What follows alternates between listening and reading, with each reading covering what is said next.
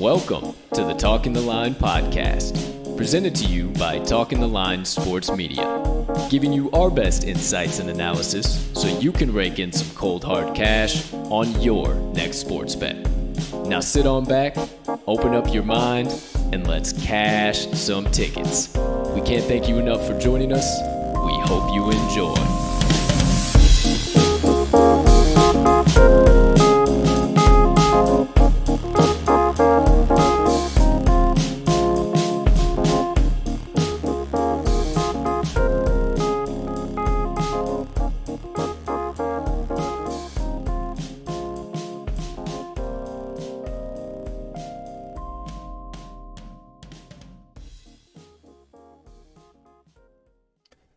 Good morning, good afternoon, good evening, ladies and gentlemen, degenerates and gamblers, far and wide.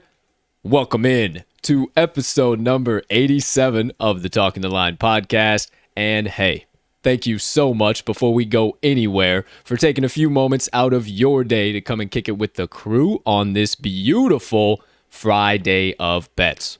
Now, before we dive deep into today's action as well, talk some lines for you guys and give you the value that we found across today's slates, please take a few moments to smash that subscribe button on whatever platform you are currently ingesting the TTL pod on. If you are watching on YouTube, might as well hit that notification bell as well, whichever side of the screen it's on, so you never miss the start of a live show. But if you are listening to the audio version on your favorite podcast directory, make sure you hit that subscribe button there as well if you haven't already, as we always do release the audio after every live show is over. Next up, if you could be so kind and have an extra few moments in your day to do so, hit that like button, leave us a comment down below, hop in the live chat if you are watching live, leave us a rating, all that good stuff. We can't tell you how much we appreciate it when you do, and it only helps us make TTL Sports Media bigger and better for each and every one of you. And last but certainly not least, head on over to this episode's description where you can locate the Talking the Line link tree. As a reminder, newly added the Talking the Line website, talkingtheline.com. You can find everything TTL there, our best bets, the TTL podcast, soon to come content, and even more new content rolling out as we speak. Find it all there so you can consume it however and whenever you please. Ladies and gentlemen, and beautiful gambling people joining us on today's show, I am your humble host, Colton, Colt 45 Soroka. And as always, and once again, thank you so much for joining me and my partner on this beautiful Friday of bets. We have a loaded full slate of MLB action back on tap today, but I can't do this show by myself. There are way too many games for me to dissect just alone and to dish out bets for you guys. So I need help from my aforementioned partner, the man that goes to the trenches with me day in and day out for the daily battles with the books. He ain't scared of them. He's all about bankrupting them, and that's what he's here for today. So without further ado, ladies and gentlemen, the man, the myth, the degenerate gambling legend himself, Mr. Riley RMags Magnuson. Partner, how you doing over there today, pal? My man, I am doing about as fantastic can be. It is Friday. I am feeling good, ready to get rolling into these plays, ready to get rolling into this show. We got the UFC coming up. I've got some softball coming down the pipe tonight that I'm playing in. So, oh, I forgot Friday night softball, baby, out on the lake shore. Can't complain here. Don't you call it Bush League? My man went batting 1,000 right now. Batting 1,000, 2 for 2 last week, right? 2 runs, sure. 2 weeks ago. Didn't play last week. Hey. Either way, my man's hot. He's got the stick hot. 1,000. Hot at the plate right now. So, hey, catch him on Lake Shore pimping bombs in the Chi City. I'm more of a leadoff guy, get on base type of guy. Set the table kind of guy. Hey, set the table, set the scene. Let those folks on the other side know what's coming today. I like the mindset you're bringing that into today's show as well. Of course. I would expect. Of course. Okay. Well, with all that being said, ladies and gentlemen, before we go anywhere, I've been forgetting the last couple shows. Don't know why, because we're a full transparency show. I always tell you guys, I don't hide my bets before, neither does this guy. So before we go anywhere, so my noodle brain doesn't forget before we get any further, let's recap yesterday's best bets of the day. Quickly, on your screen, the TTL Crew's best bets from July 22nd, 2021. RMags picks actually broadcasted to you live from the Circa Sportsbook. Absolutely beautiful in Las Vegas, Nevada. RMags picks on the left side. You're welcome for the free plug there, Circa. He went 2-1 on the day. Boston Red Sox coming in clutch in the late innings. Kike Hernandez, 2 RBI double off the green monster late last night. And then Hunter Renfroe walks it off in the 10th with a sac fly. Absolutely what we needed. Gets Mags in the positive. I told you guys it was a good bet. Told you I wasn't going to back it, but Cardinals first 5 money line also smashed. I hope you listened to me, but if you were a Cubs fan, you probably didn't back it as well. Either way, that bad boy cashed. And then a rough beat of all rough beats, the rig kept beat, us if you ask me. Yeah. Young man Jack hits a 3-run bomb, and then as my partner told you on Twitter last night, right after that bomb, there was a Jack in the Box commercial. In game, not even like a coincidental, like, obviously it was coincidental, but like not like it was like a commercial off the air. It was within the game immediately after Jack in the Box commercial. So something's afoot here, man. Something's fishy. I don't know. I don't like it. Hashtag rigged. But for my picks on the opposite side of the screen, I also went 2-1 with a bad beat myself. But Tigers money line, just a wagon right now. May or may not have a play on them today. I don't know. Can't tell you right now. Don't know either way. Not too sure. Okay. But Cubs Cardinals under 8.5. That was a easy casher there. No problem whatsoever. Both teams not doing well offensively. And then on a 2-out ball hit off of Chris Flexen's leg in the top of the 5th inning. The Seattle Mariners first 5 plus a half busted. They could not get a run in the bottom of the 5th. Absolutely brutal beat for us to go both 2-1. Either way, that brutal beat for the Twins is what caused the Triple Play Thursday parlay to miss. I'm not putting it on you, partner. No, I'm putting it on some goofy juju. I can't believe that happened. I thought that one was making it to the pay window. So did I. Maeda was dealing, but I mean, we had a respectable night, and we still had some bad beats. Otherwise, we would have been. And Moneyline Dice even had a bad beat themselves. The Indians were up 4-2 in the late innings. Let the Tampa Bay Rays come all the way back and tie it, and then win it in extras. So hey, bad beats for the Dice, for the TTL Crew, whatever. But hey, if you played along just right across the board, you still went positive money, even if you don't believe in the Dice and you just said, I'm not going to play them. I'm just going to play the Crew's picks. We all went positive yesterday, ladies and gentlemen. So there you go. There you have it. Yesterday's best bets of the day. Now that we have accomplished all of that, we've told you about all of that nonsense and the day of ticket cashing. That was yesterday. We did a little bit of ticket cashing. I always tell you, we're here for bankrupting the books. So we got a big day afoot, and I'm not taking anything less than a clean sweep here today. We took some extra time, perused some extra lines, found some new sites that were working into the daily handicapping here. We are starting to see some things here in the second half of the season. We both had to look at each other and say, are we seeing this right? And we sure are, ladies and gentlemen. So for today's show, loads of value coming at you. First segment of the day, we have the TTL Crew's best bets of the day. First half of that segment is going to be RMags' best bets of the day. 2 coming at you, and you know the drill. When he's only got 2 or less, that is Stone Cold Lock City, ladies and gentlemen. Last time he did that, 2-0, and that was this week. Love the value he's bringing today. As for me, if you read the description, you see we got 6 coming at you, so that leaves 4 for me. Best bets coming at you for the second half of the first segment today. Then we'll kick on into the second segment, the daily special play of the day. You know the drill at this point. It's either the primetime parlay or the Chicago parlay. Well, it's going Chicago parlay today because we only have the MLB slate, and the primetime parlay would be a little goofy. So stick around for the 2 legs in the Chicago parlay. You might be able to guess them, but Not going to tell them to you. You got to stick around. So moving right along into the third and final segment of the first half of the show, the aforementioned Moneyline Dice, our wonderful friends, the cubicle all-knowing objects, making their daily appearance, their daily role. You're going to have to wait and stick around for the exact matchup, but they're feeling real good, feeling real juicy. Had to have a sacrifice this week. Didn't really have that opportunity. Now officially 37-35-1 on the TTL pot.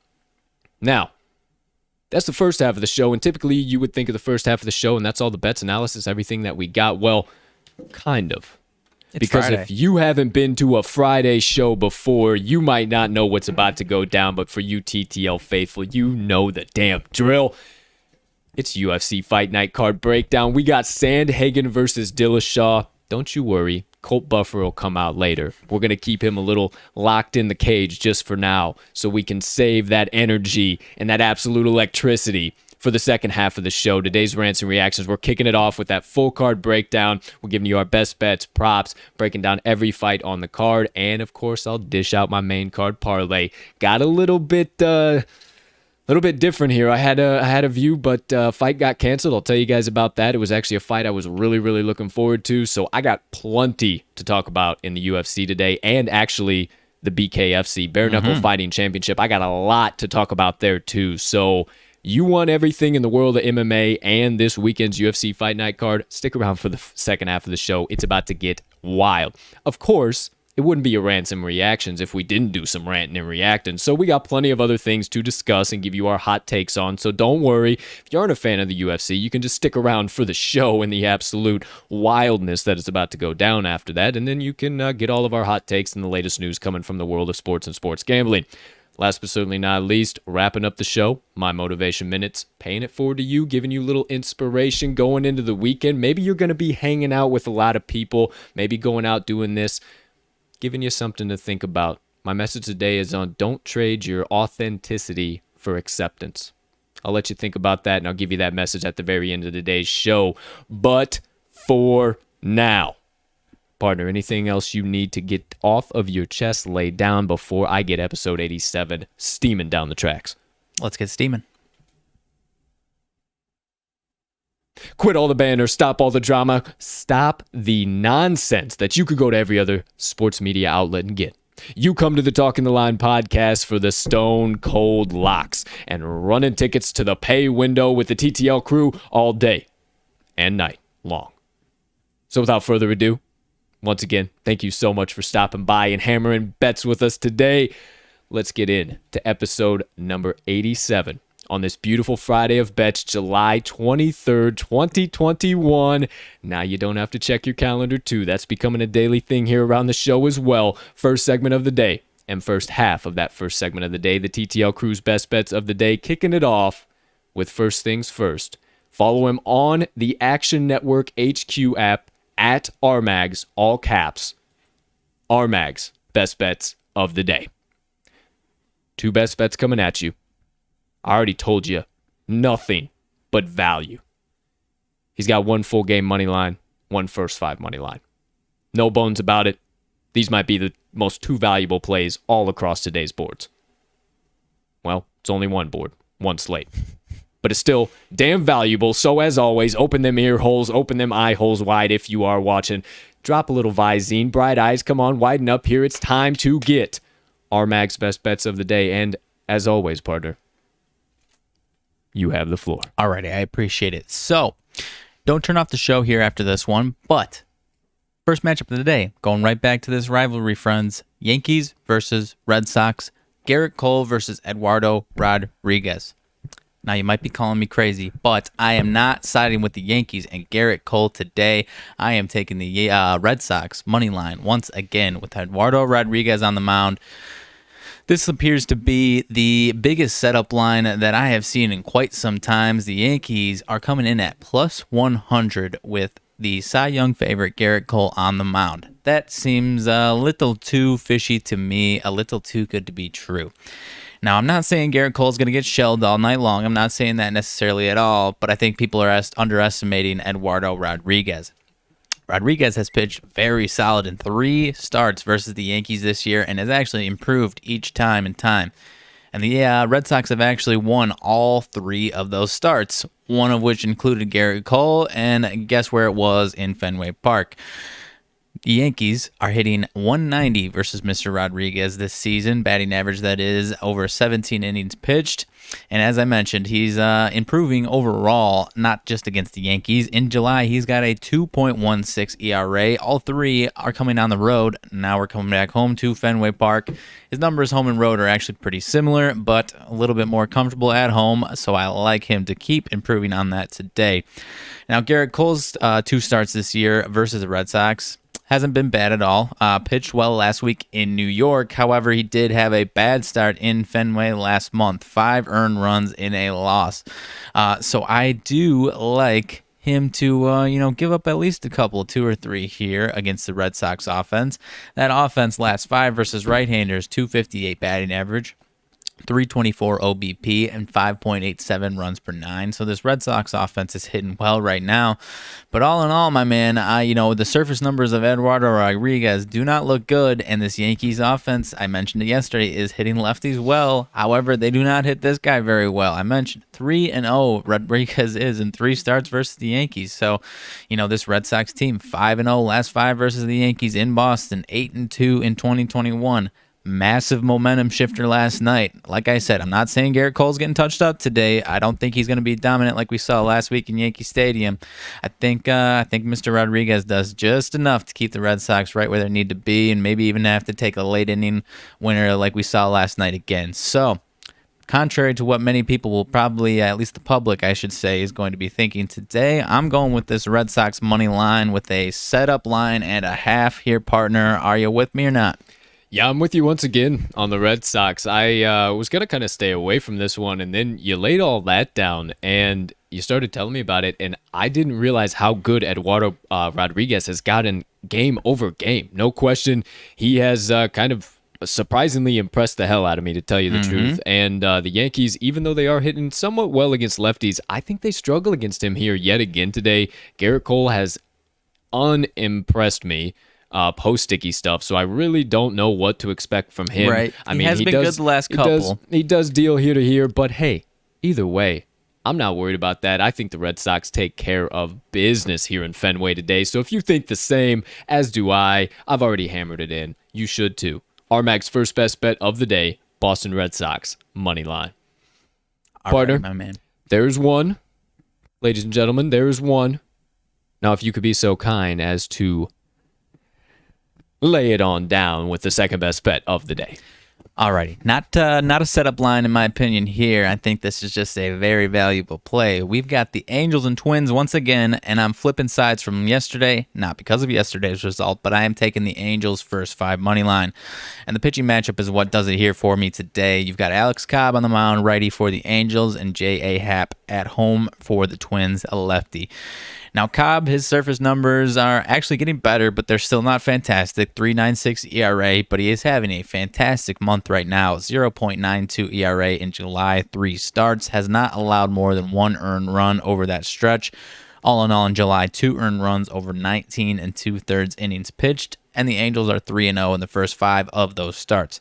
Now, J.A. Happ, on the other hand, is one of the favorites of mine to fade away on. J.A. Happ, 6.15 ERA on the season, 7.36 here in July over 3 starts. And the Twins are 0-3 first 5 in those 3 starts. And he is actually coming off of a performance where he gave up 11 hits, 7 earned runs versus Detroit last week. Now, of course, Detroit, we mentioned, is a wagon. However, this is not a new trend here for J.A. Happ. This has been happening to him all season long.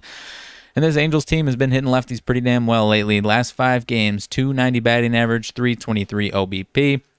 4.02 runs per 9, so you like to see that a little bit higher, but given the batting average and OBP, I think they start to push those runs across here. Now, Nelson Cruz is out of the lineup. I think I would still be on this play regardless of if he was in there, but that's a big thumper that's taken out of their lineup. They still have some formidable bats, but nonetheless, I like the way Alex Cobb is trending here. Actually, if you look at his game log, he's gone bad month, fantastic month, bad month, fantastic month. So, hey, for the rest of July, I think think we might be hammering in Alex Cobb. We'll see after that, but I like the way he's pitching right now. And versus a team that just lost the best hitter in their lineup and with their sketchy worst pitcher on the mound, I'm loving this Angels first 5 money line at a pretty decent price, partner. How you liking this one as well? Yeah, that one is definitely my favorite of your two if I had to side either way. I love them both, but the value here with how Alex Cobb has just seemingly, you mentioned it, good month, bad month, good month, bad month. Well, we're on one of those good months, and I think that trend continues. Right. So at least for the first 5, I am all over it with you. Right. So for your second best bet of the day, unless you had anything else to lay down. Yeah, I mean, I just wanted to, that Alex Cobb split, it's not like it's pretty good, pretty bad. It's like less than a 1 ERA, over 7 ERA. So he appears, like I said, to be in that sub 1 ERA. So I think we see a shutout from him tonight, or at least 1 or 2 runs. But I think the Angels touch up J.A. Happ, no question about it. You heard it here first, ladies and gentlemen. RMags' second best bet of the day. Los Angeles Angels, first 5, money line. Well, thank you, sir. I appreciate it. Quick reminder, once again, follow RMags on the Action Network HQ app at RMags in all caps. You can also find all of his best bets and everything on the talkingtheline.com website, yes, sir, as well as typically dishes out a prop of the day per Twitter. So follow him at RMags TTL Sports. You can find that in the link tree if you can't remember it. But partner, anything you got your eyes on yet for the prop of the day? No, nothing jumped out to me quite yet today. All right. Well, that does it for the first half of the first segment. Let's keep it rolling into the second half of the first segment. My best bets of the day. At the top of the show, I just so happen to mention I got 4 best bets coming at you from across the slate. Now, one thing I would like to say to preface this, I do not consider myself a sharp. I consider myself to know more than the average bear. That being said, I'm going to be making a few sharp plays today. Okay. All of that being said, I still do not refer to myself as a sharp. I do like to handicap, and I do believe I know more than the average bear, but I am not a sharp. With that being said, first best bet of the day coming from me. Well, maybe in NFL, maybe in college basketball, but MLB, I can't call myself that yet. That's fair. Still a pup. Moving into my first best bet of the day, ladies and gentlemen, going to the matchup between the Toronto Blue Jays and the New York Mets. And this is my first sharp play of the day. Taking a side you might not be thinking, I'm taking the New York Mets first 5 money line. Now, obviously, I think the public's all going to see Toronto as a dog in this spot going up against the Mets, but the Mets have been very sneakily good lately, and I think that is a complete setup line. Now, that's on the full game. For the first 5, I really like something. I told you guys this on Monday or Tuesday whenever I played the Cubs. Can't remember exactly when that was, but I told you I've been playing this trend on the first 5 money line that I'm about to tell you guys again, and I have yet to miss it. So I'm going to continue to play it as if it's a sharp play, a line movement play until the wheels fall off. I suggest you do it with me as well. Now, what is that trend? The Mets are favored on the first 5 run line, but they are an underdog on the first 5 money line. So my first instinct was that since they were in that spot, I was thinking that they would probably be plus a half on the first 5 run line, but they are not. They're minus a half. So anytime I see them minus a half and then being a dog on the first 5 money line, it sends off a bunch of alarms in my head. That is very early in the morning, typically that happens. When I see that, I smash in the money line. So why? Even more, am I taking the New York Mets first 5 money line? You have Steven Matz on the mound for the Blue Jays and Tyler McGill on the mound for the Mets. Now, as for Steven Matz, if you didn't know, he is facing his old team in the Mets for the last 6 seasons. He pitched for the New York Metropolitans, and I think they have plenty of success against him here today. They're going to know exactly what he has, exactly where his ball goes, exactly what his movement does, and I think that they put up at least 3 or 4 on him here today early. He's given up 3 earned runs or more in 3 out of his last 5 starts, and he has given up a combined 26 hits over those last 5 starts overall, so hasn't been very efficient at all on the mound for Matz. He isn't very good at all in the night as well. It was very surprising to me when the lights come on. As I say, he does not show out. 12 night starts, 291 opponent batting average compared to 198 during the day. Goodness. 10 home runs allowed compared to 2 during the day. 33 earned runs allowed at nighttime compared to 7 during the daytime. 5.03 ERA compared to 2.82 during the daytime. And this is all over 59 innings pitched. Goodness. Wanted to give you those splits because that is very, very surprising to me. Those primetime games, apparently Steven Matz is not cut out for it. He has also, wanted to tell you, posted his best monthly ERA so far to date on this season, 3.00. But may I remind you that he has not gotten below a 4.00 ERA for the entire season so far, month by month. Can you say regression? I've been talking about it all season, or all week long at least, and this seems to be a week of regression from trends.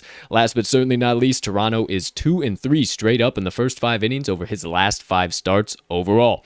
Now for Tyler McGill, he has been damn good as a rookie. Hasn't had that many starts. He's only had 5, so he has an 0-0 record. Hasn't gone super deep yet, but he's got a 220 opponent batting average allowed, 297 on base percentage, 1.21 whip, and a 2.63 ERA, all over 24 innings of work. He made it through 5 innings in 3 out of his last 5 starts, and he's given up 1 earned run or less in 3 out of those 5 starts.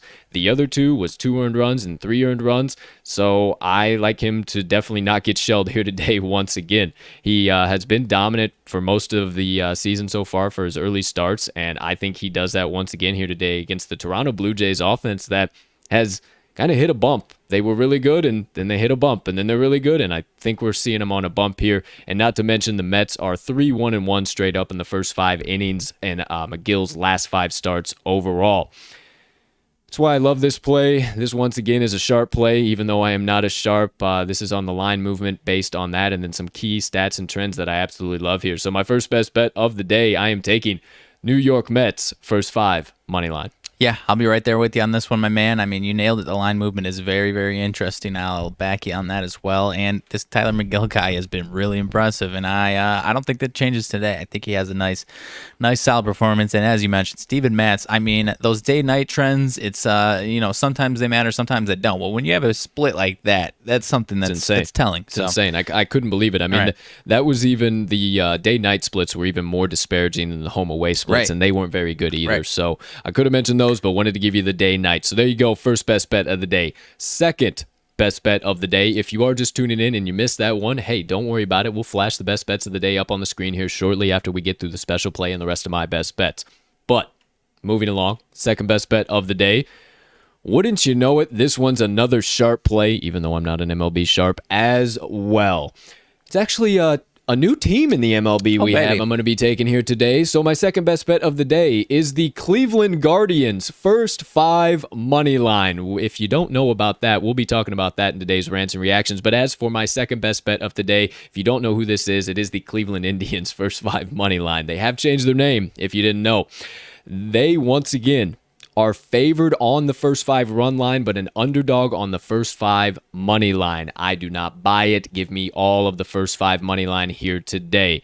You got Josh Fleming on the mound for the Rays and Zach Plesac making the comeback off of IL on the mound for the Guardians. Now, Fleming has mediocre top-line numbers. You could look at them and think that, oh, he hasn't been too bad. But the reason why they are mediocre, he's been really doggone dominant at home and terrible on the road. That's why they right around the middle of the pack. He's had 4 road starts, 6 games pitched overall, 299 opponent batting average compared to 153 at home, 7 home runs allowed on the road compared to 2 at home, 41 hits allowed on the road compared to 21 at home, and a 6.35 ERA on the road. This is all over 34 innings pitched, and just to show you it's a very accurate sample size for those splits, 39 1/3 innings pitched at home. Fleming also owns a 9.00 ERA in the month of July and gave up 7 earned runs in his last outing with 8 hits over 4 1/3 innings of work against the Braves. He has also given up 5 earned runs or more in 3 out of his last 6 starts, so I don't trust him overall, especially on the road here tonight. But Plesac, you might have a little bit of a doubt. He's only had 2 starts since coming back off the IL, one before the All-Star break and then one after the All-Star break. The one before the All-Star break was a little shaky against Kansas City. I think it was just to get him some work to see how he was. Then he returned very good after the All-Star break here and went 6 innings against Oakland, only allowed 4 hits and 2 earned runs. So I think we see that, him return to dominance here. No really key stats just because he's been out since May. He's only had those 2 starts. It's been kind of rough to find anything for him. But I think, as I've been talking about regression, I think we see some positive regression here from a lot of those numbers for Zach Plesac. And he has plenty of success against the Rays here early. Fleming stays right at his numbers, what I'm thinking here on the road. Plesac, like I said, I think he's going to continue to positively progress, get right back to his mean, maybe even improve upon some numbers and just continue to improve here off of the IL. And once again, this is a sharp play, even though I'm not an MLB sharp. So for my second MLB best bet of the day, I am taking the Cleveland Guardians first 5 money line. I'll be right there with you again on this one, my man. I would have been right there with you on the sharp action as well, but I also really like this pitching matchup. Fleming has not impressed me whatsoever, and now I've seen, being in the AL Central, I've seen Plesac the last couple of years, and when he's healthy, he's really impressed me. So I agree with you there. I think we're going to see some positive starts the next few for him. So I'll be right there with you, my man. And what else you got? Oh, what else do I got? There's 1 and 2. Let's go for number 3. All right, so there's my 2 first 5 plays. I actually got one more first 5 play, but it's on the run line. So we'll wait for that one. I got a full game money line play for you here. My third best bet of the day, ladies and gentlemen. Drum roll, please. We're going back to the doggone well for the monies. Detroit Tigers full game money line is my third best bet. Trying to ride the wagon. Ride the wagon. Third best bet of the day, Detroit Tigers money line. Now, this honestly makes no sense to me. The Tigers are still not getting any respect from the books, any respect from the public, and I think this could not be further from accurate with where this line is right now. I'll tell you some trends to wrap this pick up, but as far as the pitching matchup goes, I think there's loads of value there as well. Willie Peralta on the mound for the Tigers and Chris Bubich on the mound for the Royals. Now, Bubich has not impressed me at all season long, and as of late, the Royals are 3-5 straight up in his last 8 starts overall. He's also given up 3 earned runs or more in 4 out of his last 7, and he has combined for 14 earned runs given up over his last 5. He also hasn't had much success against the Tigers. 38 at-bats, small sample size, I know, but 317 batting average, 348 OBP, and an 825 OPS. Not to mention, the Tigers are destroying left-handed pitching right now, and Bubich is a lefty. Last 10 for the Tigers versus left-handed starters, 363 batting average, 402 OBP, and a whopping 10.53 runs per 9 innings. Yes, I do talk a little bit about regression. I think those will trend down a little bit here, but the Tigers are just too doggone hot for me to fade in any capacity whatsoever.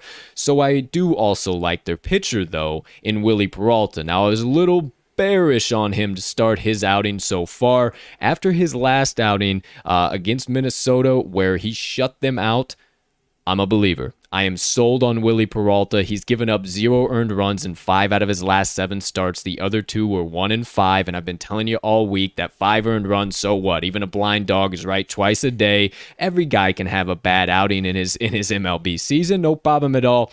I think Willie Peralta returns to dominance here. That actually 5 earned run was a while ago, so there needs to be no return to dominance. He already is dominant. He has gone at least 5 innings pitched over his last, or 5 out of those last 7 starts, and he pitched 7 innings twice, so he's getting plenty of the faith of the Tigers pitching staff. They're letting him go deep in his starts, and I think he continues that trend here today as well. He's got a 0.47 ERA in the month of July and a 1.64 ERA overall, and he's been pretty doggone good on the road. This is actually, I tell you a lot about pitchers I target on the road. It seems to be their, whatever team it is, their pitching rotation saves them for road starts because they're really, really good.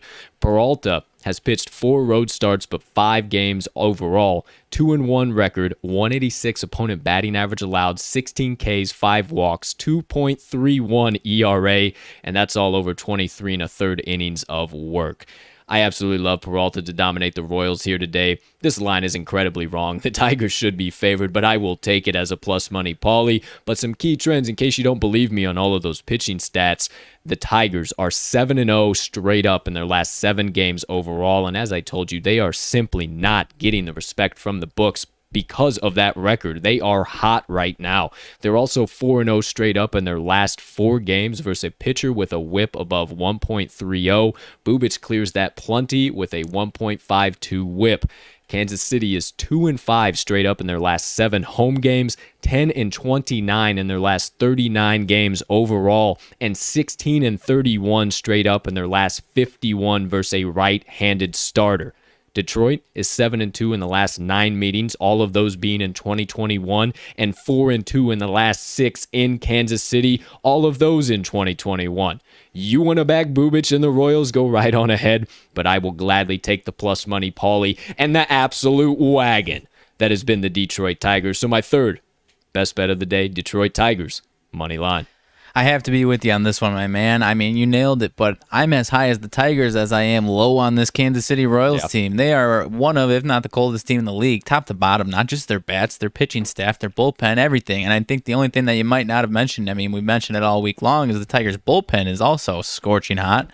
So I can't pass this up with you either, my man. I can't. Well, thank you, sir. I appreciate it.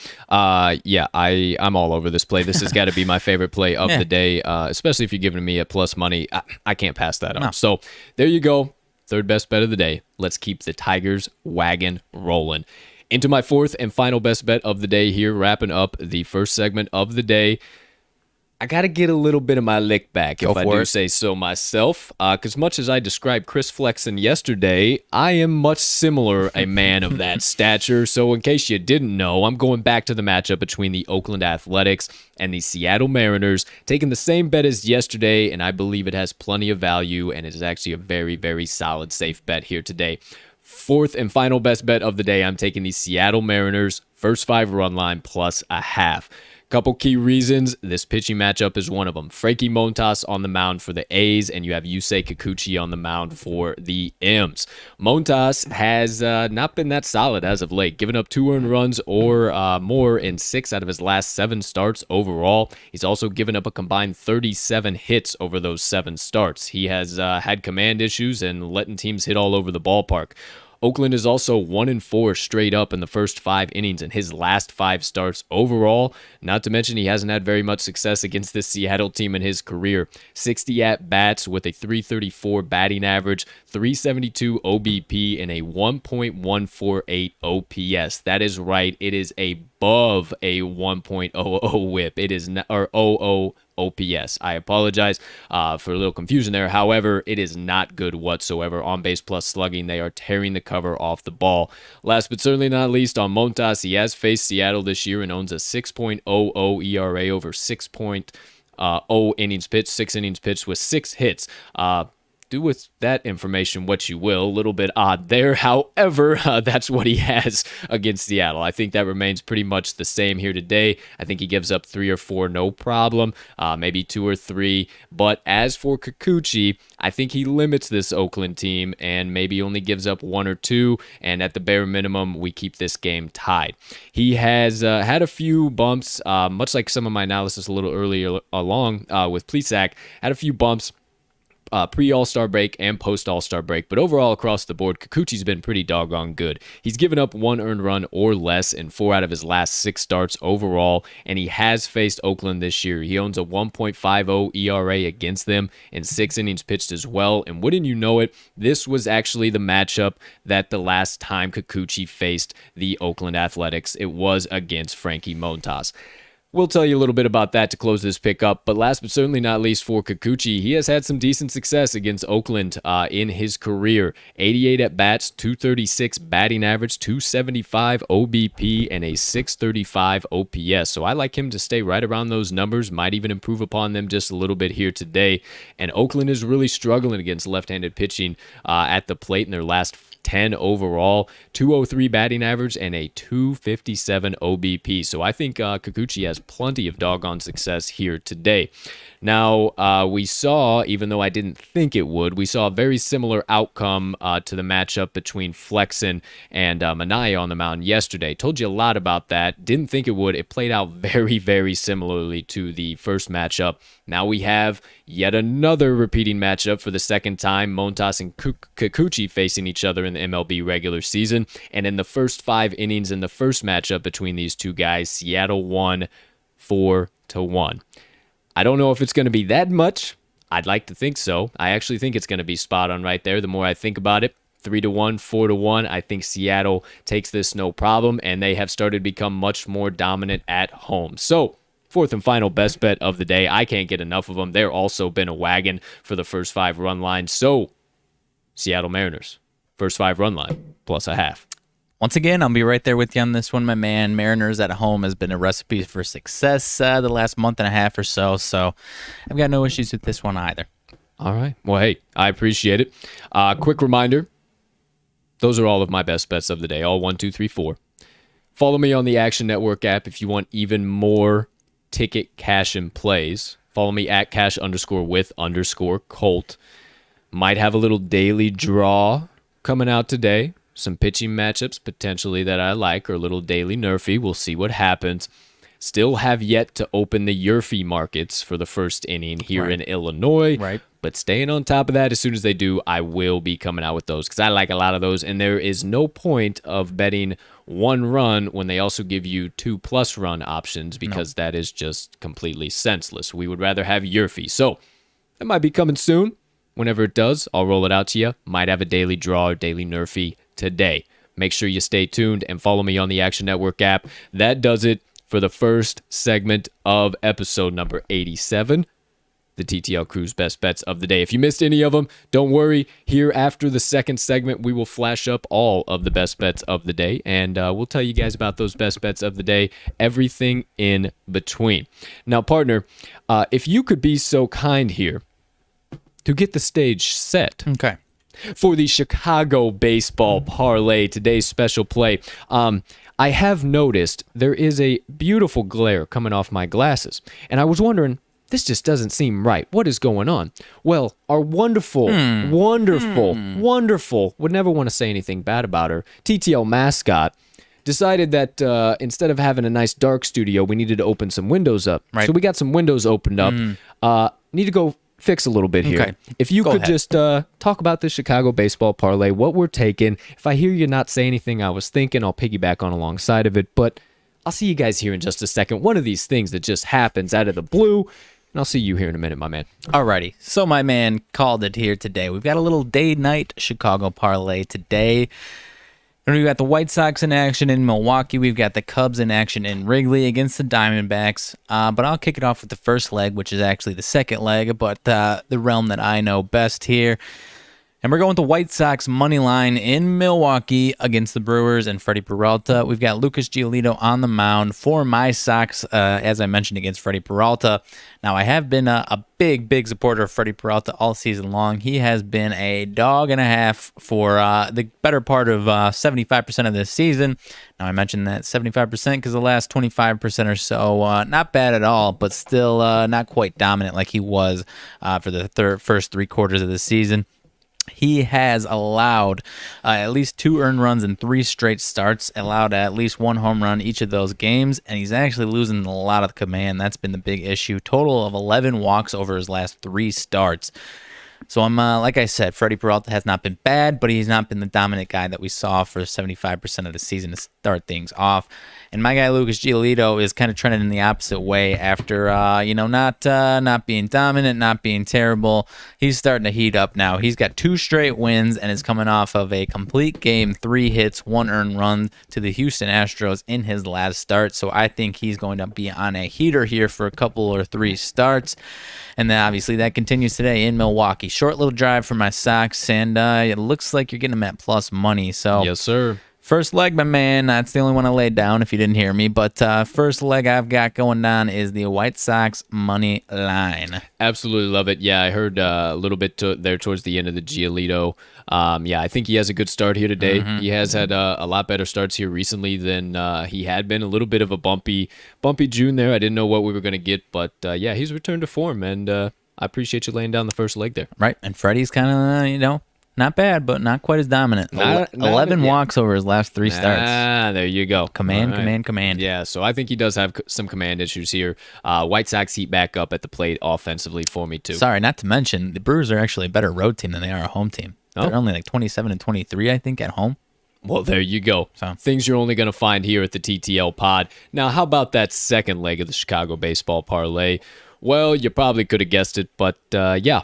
We're taking the Chicago Cubs money line, playing the Arizona Diamondbacks today, going up against Zach Gallen with Zach Davies on the mound. The battle of the Zacks here. Davies has had some struggles. This Cubs pitching staff has had some struggles with the home run ball. Davies has had a little less struggles than a few of the other ones. I like him to return to some of that form, stay dominant here today. The Cubs did struggle a little bit against Gallen the last time we faced him. We did face him recently, but I don't think he has any problems here, or we have any problems against him here today. Honestly, in my mind, with the way the Diamondbacks are playing right now, even if the Cubs are out of the playoff chase, they are not trying to afford a win or afford a loss at Wrigley against the Diamondbacks right now. So this is a no-brainer play for me. There's going to be a lot of people siding with the D-backs trying to get a sneaky win in Wrigley, but that's not happening. To kick off Friday here, we all know, being Chicagoans, being suburbians of the Chi City, the Federal Landmark gets rocking on a Friday night, regardless of how well the Cubbies are doing. Friday afternoon. It's just how it happens, and especially to kick off the weekend, the Cubs are going to come in here hot. They need a win, they need it bad, and they're going to get it done. So, second leg on the Chicago baseball parlay, the Chicago Cubs money line. And that does it for the first 2 segments of the day. If you missed anything, not to worry. It is time to recap everything we just went through, all of the best bets, analysis, trends, everything in between, with the best bets of the day recap. So quickly, ladies and gentlemen, get out your favorite sportsbook, whatever that may be, whatever your favorite one is. Get ready to hammer in these best bets as they come up live on your screen. And let's run some tickets to the window together. So without further ado, for the first time live on your screen on this beautiful July 23rd, 2021, the TTL Crew's best bets of the day. Kindly turn your attention to the left half of your screen. You have RMags best bets of the day. His 2 picks coming at you. The Boston Red Sox full game money line and the Los Angeles Angels first 5 money line. On the opposite side of that, the right side of your screen, my best bets of the day, my 4 coming at you. New York Mets, first 5 money line. The Cleveland Guardians, no longer the Indians, first 5 money line. The Detroit Tigers, full game money line. And the Seattle Mariners, first 5 run line plus a half. Below all of that, today's special play, the Chicago baseball parlay, the Chicago Cubs money line, and the Chicago White Sox money line. Parlayed up, ladies and gentlemen, as I have not officially parlayed them up yet, and we now are doing live so on the TTL pod. Few extra words here so I can have it ready to go at plus 257 odds right now on FanDuel Sportsbook. You're welcome for the free plug. There you have it. Today's best bets of the day coming from the TTL crew on this beautiful July 23rd, 2021. Lock them in, hammer them home, sprinkle a little bit of dough down. Whatever you need to say, just make sure you get today's best bets of the day in it, whatever the current line is on your favorite sportsbook. Did that backwards. Your favorite sportsbook. There you have it. Our best bets of the day. You never know what you're going to get here at the TTL pod. Let's keep this show moving right along here. You see the extra wording, partners waving the finger guns around right in that direction. The Moneyline Dice roll of the day. Didn't tell you at the top of the show as per usual, so now you know. We're going to the matchup between the Washington Nationals and the Baltimore Orioles. Too much to call. The Nationals should get the -1.5 with ease, but it seems just a little bit too easy for him, a little bit too sneaky with Jorge Lopez on the mound. I don't want to give away too much because then that kind of steals my partner's job setting the stage here for us while we get everything set up for you guys. So without further ado, first things first, let's get into today's Moneyline Dice roll of the day. And, partner, as I get our kind guests ready for their daily roll, and I get the screen set up for the viewing pleasure of our loyal, faithful, wonderful viewers on the opposite side of that camera. Could you be so kind as to set the stage between the Washington Nationals and the Baltimore Orioles here today? Who we got on the mound? They know one of them. Maybe they don't know who that guy pitches for. Who we got as a home team? Who we got as an away team? Who's a fave? Who's the dog? Maybe we need some storylines. I don't know. Dish out whatever you think we need. And then once you're done with that, I'll see you and you here in just a couple minutes. Alrighty, sounds good to me. Now we've got a little bit of what's it called? I'm blanking on the rivalry name here, but it's Battle of the Beltway, I believe, and Nationals and Orioles. And both of these teams are actually 3-7 in their last 10, so kind of falling off a little bit. Obviously, the Nationals were getting hot there for a minute, but no Kyle Schwarber. They're starting to fall off down the tracks a little bit more. But we've got Patrick Corbin, lefty for the Nats, and Jorge Lopez, righty, at home for the Orioles. Now, both of these guys' surface numbers are pretty bad. Corbin a little bit better than Jorge Lopez. Lopez 2-12 record, 6.04 ERA, 1.63 WHIP compared to Corbin.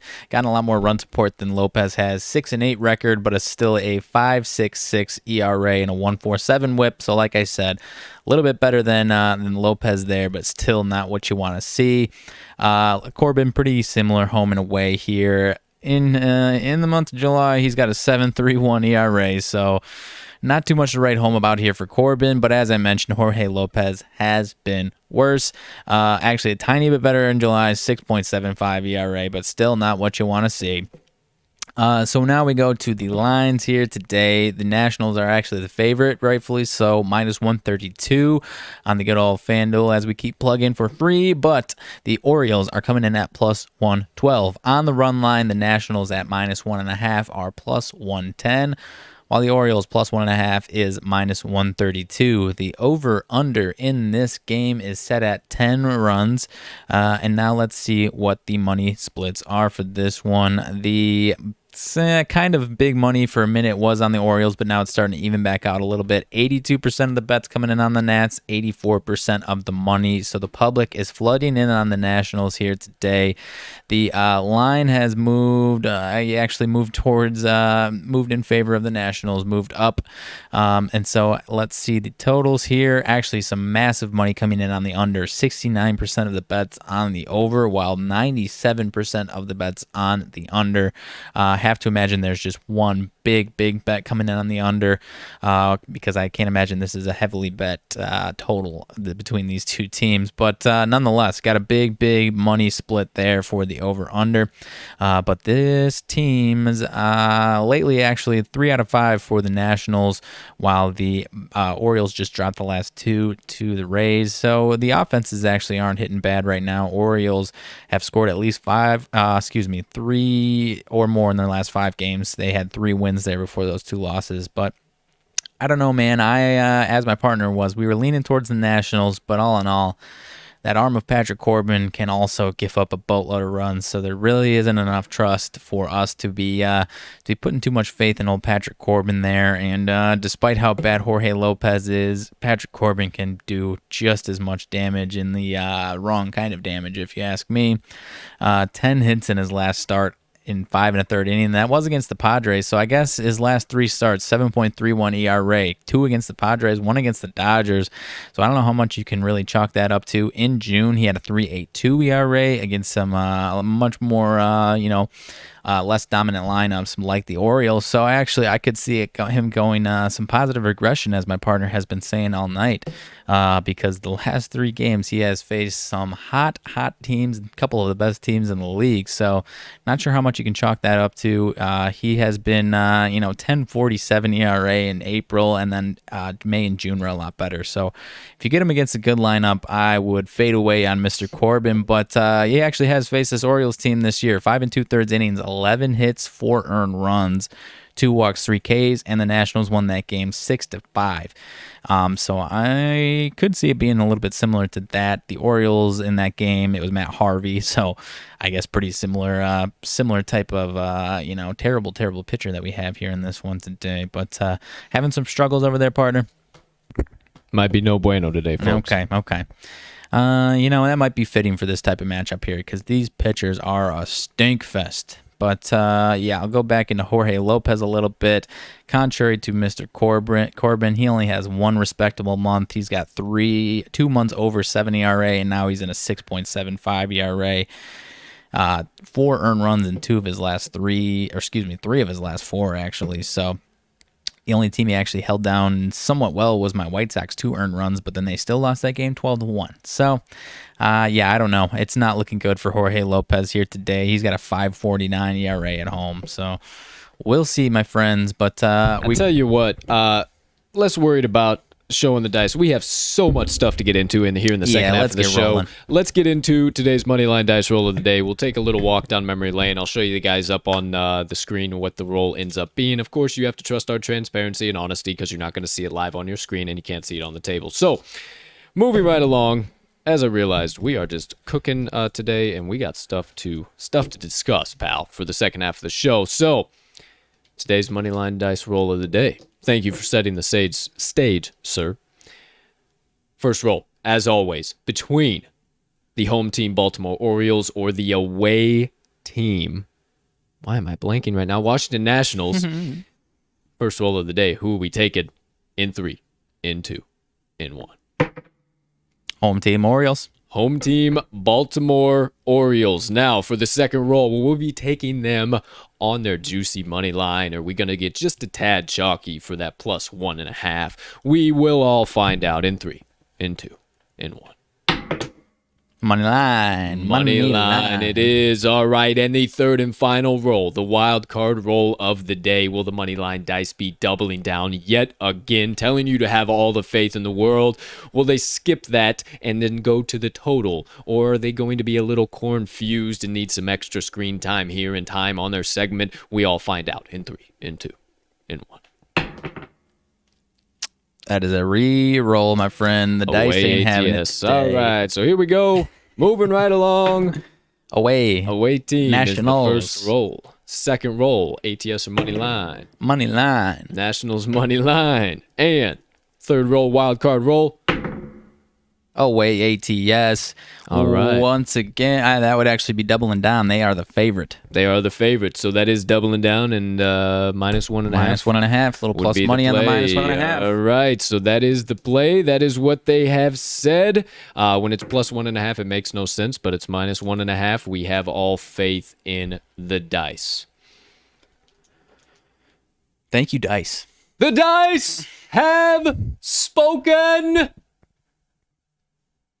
Due to time constraints and me really wanting to bring you even more value from across this weekend's action and everything in between, you're just going to have to trust me and trust us that is actually what is going on right here. Mm-hmm. That's what we're hammering it in. You're going to see it on our action app. There's no question about it. Today's Moneyline Dice roll of the day. Hammer it in. Washington Nationals, minus 1.5. Thank you, dice. Thank you, dice. Thank you, dice. And as always, ladies and gentlemen, as I remind myself what the play is, and that's minus 1.5. All right. As always, just remind you guys, I tell you all the time, but now we even have more ways that you can access and get your own set of Moneyline Dice or any of the other awesome merchandise that they do offer. You can either go to this episode's description, hit the moneylinedice.com link at the bottom. The offer code TTL10 is right there for you as well, so you get 10% off of your first order at checkout. Or you can go to the talkingtheline.com website. If you're just perusing around there, hit the Our Partners tab. You'll see the Moneyline Dice logo right there with some instructions right below. Take a peep ski through those instructions, hit that logo, be directed to the moneylinedice.com website, follow those instructions you just read, and get your own set of Moneyline Dice.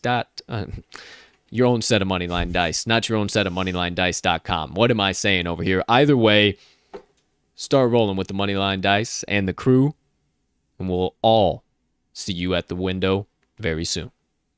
Thank you, Dice. And as one more reminder, today's Moneyline Dice roll selection of the day, in case you are not watching live or didn't hear it, missed it, whatever. Washington Nationals, minus 1.5. All right, ladies and gentlemen. That does it for today's Moneyline Dice roll of the day. My apologies. A quick sip of water here. Nothing but silence and you sniffling away. All right, perfectly. Absolutely love it. Never know what you're going to get here at the TTL pod. With that all being said, that does it for the first half of today's show. You got our 6 best bets of the day. RMags 2, my 4. No opposing today. We love every play from each other's cards. You got the special play of the day, the Chicago Baseball Parlay, Chicago White Sox money line, and the Chicago Cubs money line. And then the Moneyline Dice just told you once again the play you need to lock in to run to the window right now, the Washington Nationals -1.5. That's it. That's all of the first half of the show bets. Now, we do have a few more bets and some other stuff coming up here shortly, so I suggest you stick around. But if you are one of the kind gambling folks who just wants to stick around for the first half of the show, don't really care too much about UFC, you're about to head out of here. First things first, have a spectacular rest of your Friday and a stupendous start to your weekend. You deserve it. Thank you so much for stopping by today, hammering in some locks with the TTL crew. We'll meet you at the pay window this evening. But for now, see y'all later. And, hey, don't forget to come on around the bend back after this weekend for Monday's show, episode number 88 of the TTL pod. It is going to be the 26th of July at that point in time. We will see you then, because you know the drill. We need your help bankrupting these sports books one play at a time. So have a great rest of your Friday, my friends. But for those of you sticking around and tuning in for the second half of today's show, it is now time to get down to it, to get right into it, to get hot and heavy and visit the places that far few other sports media outlets can go. Time to remove the filter, time to get wild, and dive into today's Rants and Reactions. It's time. It's time. What time is it? It's time. It's time! We are live from the TTL Production Studios in Chicago for UFC Fight Night, Sandhagen versus Dillashaw. Full card breakdown, props, picks, everything in between, and don't forget about the main card parlay. Introducing first, fighting out of the red corner. This man is a freestyle fighter, and you know by this time he will use the elbows, the knees, the toes, and whatever anything he needs to in between to get the sought-after victory. The TTL mascot has officially arrived for today's breakdown. He is the rumbling, the tumbling, baddest mother effing degenerate on the planet, Riley RMags Magnuson. Woo, partner. That was the best one yet. How you doing, pal? How are you? Mike came out of the stand here. I could go over here. I could go over there. You know, we might have to start trying this out. Matilda's up live and in prime time. Hey, can you not show them your ass? Come over here, huh? Come over this way. Come on, say what's up. It's Rants and Reactions. Where you going? Well, apparently she's not here for the... Wow, this feels kind of great. I feel like a stand-up comedian right now. Hey, get your... Sorry, I apologize. She started drinking my water over here, getting her head. I apologize. Let me get this bad boy back in here. All right, ladies and gentlemen. There we go. I hope you're ready. I hope you know the energy that Colt Buffer is bringing today, ladies and gentlemen. It's time... It's really time, oh boy, to jump into. We've already got sweaty and we ain't even got far yet. Time to jump into UFC Fight Night, Sandhagen versus Dillashaw for full card breakdown, everything in between. You know the drill here. If you haven't visited one of these before on a Friday show, you are in for a treat. I cannot wait to get into this one, and let's do it, partner. Let me get this wonderful pocket computer I got nowadays. And let's see here. I had the tab pulled open, but because the mirroring assist for the Moneyline Dice was jacking up, had to close it. But anyway, didn't work. All right. UFC Fight Night, Sandhagen, Dillashaw. First things first, let's talk about a few fights. I think you guys should watch some noteworthy fights that, if you do plan on watching the card, that are going to be definitely the fight fans' fights, even outside of wanting to bet on them. But typically when they're good to watch, probably have some bets for you on there too. Most definitely. To get some things started, the return of Sayara Eubanks. Very excited to see what she does against Elise Reed. Eubanks is favored minus 360 right now on the money line. I've told you time and time again, when there is a favorite of that high, it's not a good bet. It's not something that you want to go running after. Now, right around 200, right in that ballpark, that's okay. But that minus 360, that just scares me off right away, especially with Sayara Eubanks having a 7-6 record. Now, with that being said, Elise Reed has been on a tear. She's 4-0 right now, and I think that she will continue to remain dominant. I think this is going to be a scrap regardless, because every Sayara Eubanks fight, or Sayara, I hope I'm saying that right. I'm pretty sorry it's Sayara Eubanks fight.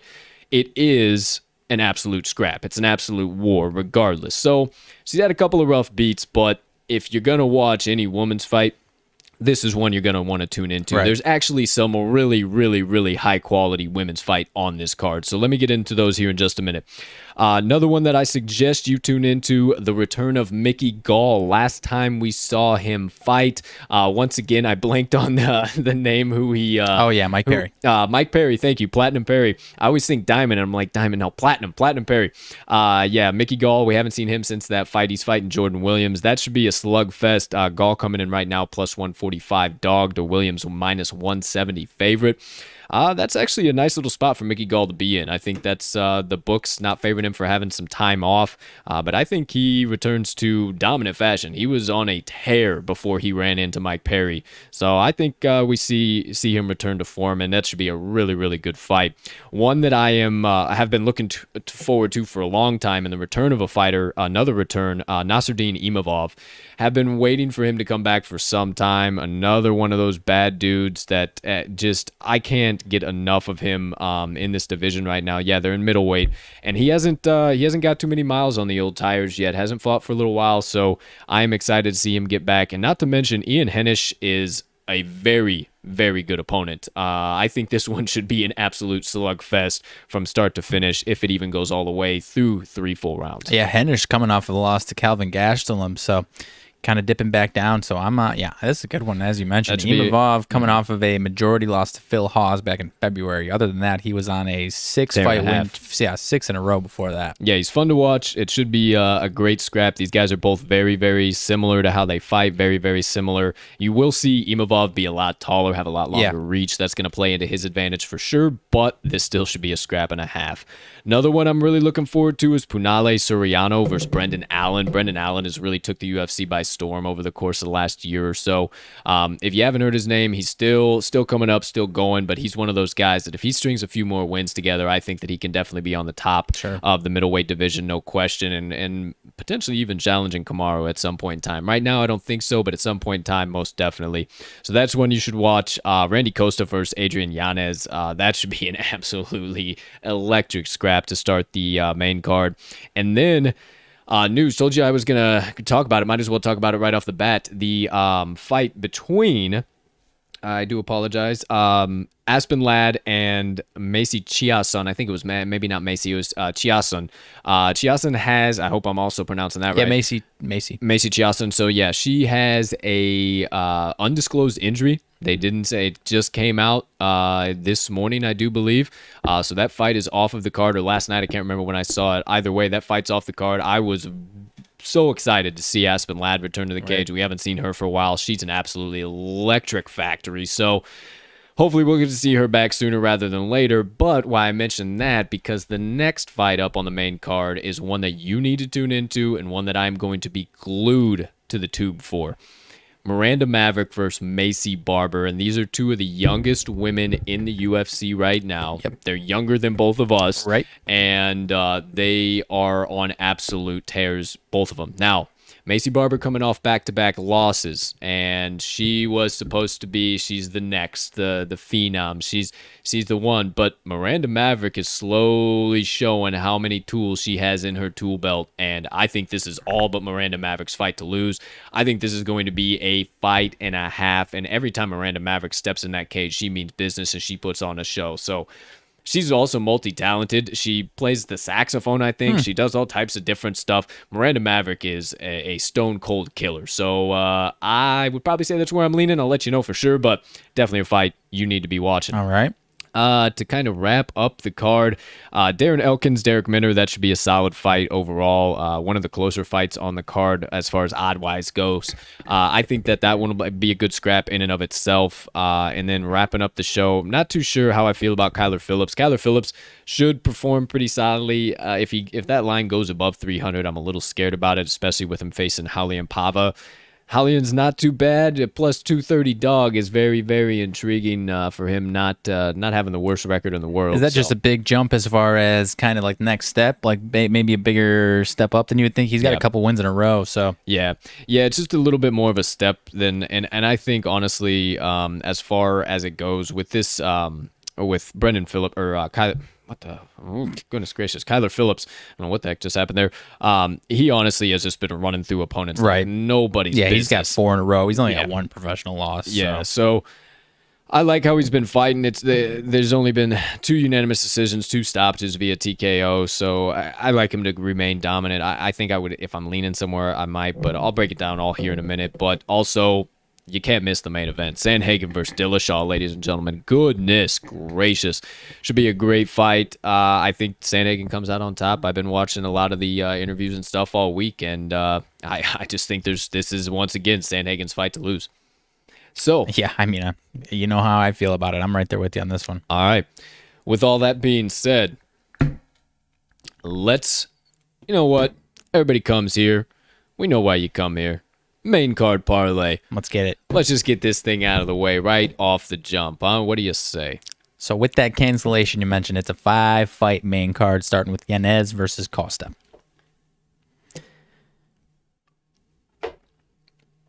And here we go. All right.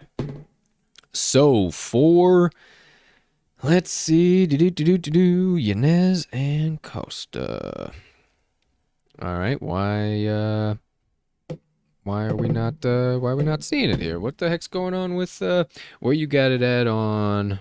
I actually don't see it on FanDuel either. Yeah, but as far as ESPN is concerned, they listed it as minus 230 for Yanez, plus 190 for Randy Costa. All right. Well, Yanez Costa. This one should be a great fight to start things off. As I was saying, Costa 6-1 in the UFC, and then Yanez 13-3 right now. Both guys pretty doggone similar in stature, pretty similar in reach, everything as far as that goes. Now, where I think, and obviously it shows by the stats, but Costa's got a little bit of an advantage here on the feet. I think his striking is just a little bit more crispy. He's got 7.88 significant strikes landed per minute with 49.03% accuracy on those shots. I think he stays real crisp and clean right to those numbers. Neither one of these guys really go to the ground whatsoever, and with Costa having the decided the decided advantage on the feet, I'm going to lean his way here for the first fight on the main card. Going to be taking Randy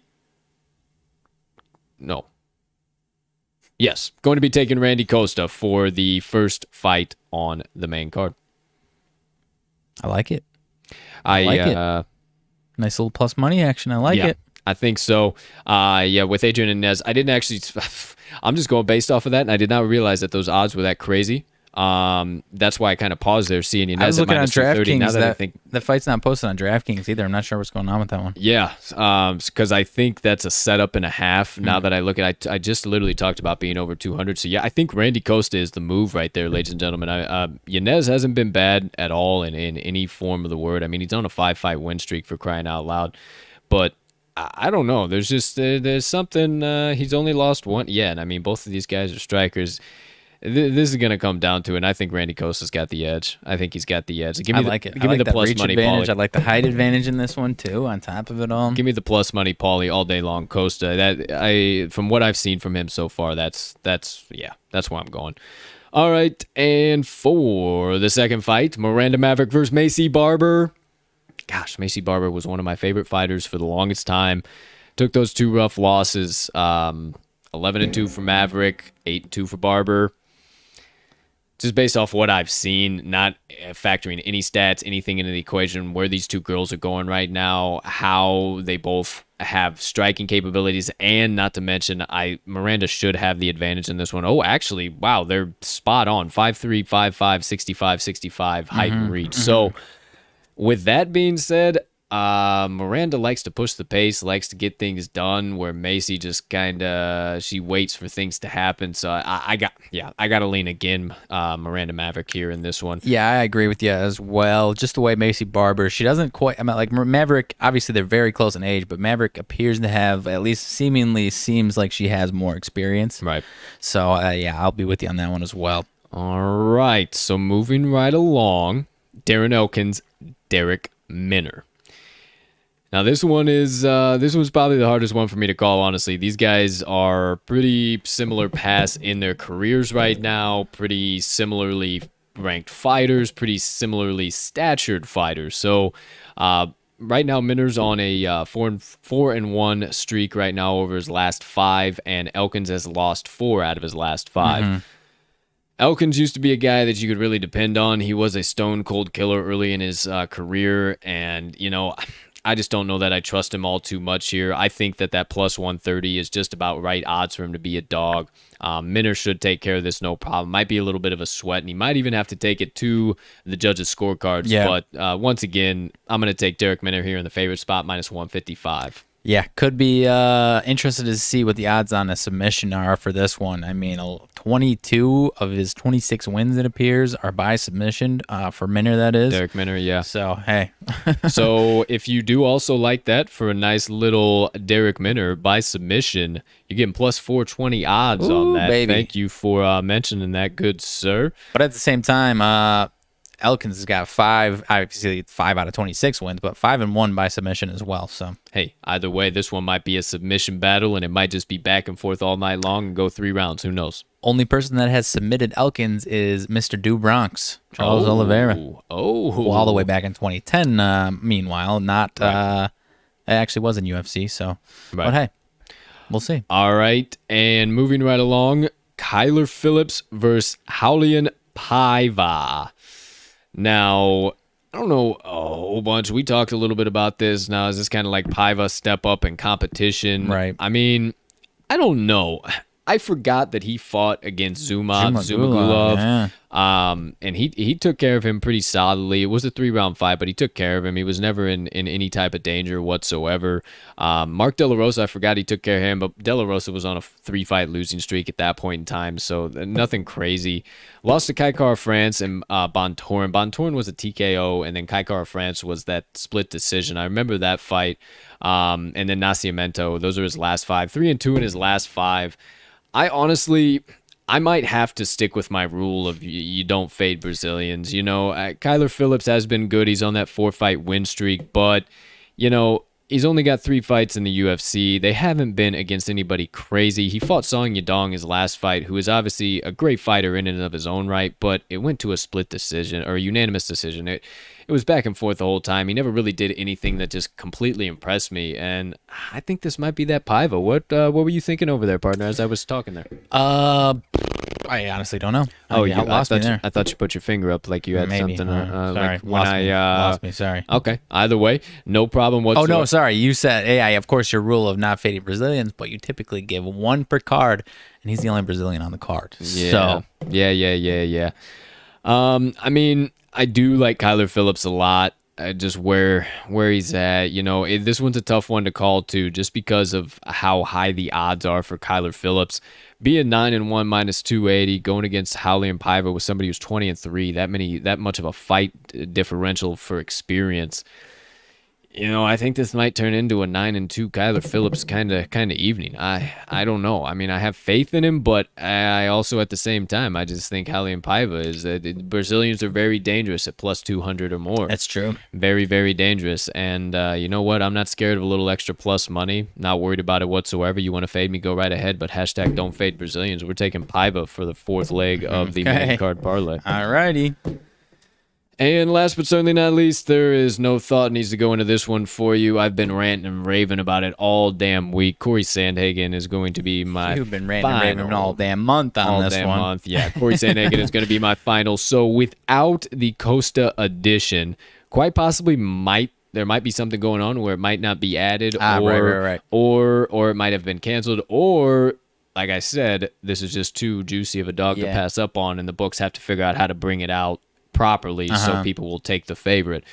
So without Costa, if you just go Maverick, Minner, Paiva, and Sandhagen, you get grand total odds on a four-legger of plus 1,222, so not bad at all. Shit, you throwing Costa, it's got to be at least plus 2,000, I imagine. It's got to be right around in that ballpark, I would say so. But also, at minus 170, I'm interested in Mickey Gall, too, as a dog. So if it doesn't come out, another potential dog I'd be interested in would be Mickey Gall. I just think these lines are kind of fishy here for some of these underdogs, and I don't think Jordan Williams is minus 174 favorite over him for sure. One thing to consider about that, there's been a lot of buzz lately as far as UFC handicapping that favorites it's such an easy bet in the UFC, so I think maybe the books might be trying to flip that script on us here. Yeah, and you want to tell me that a guy going up, so Mickey Gall is 2-3 in his last 5, right?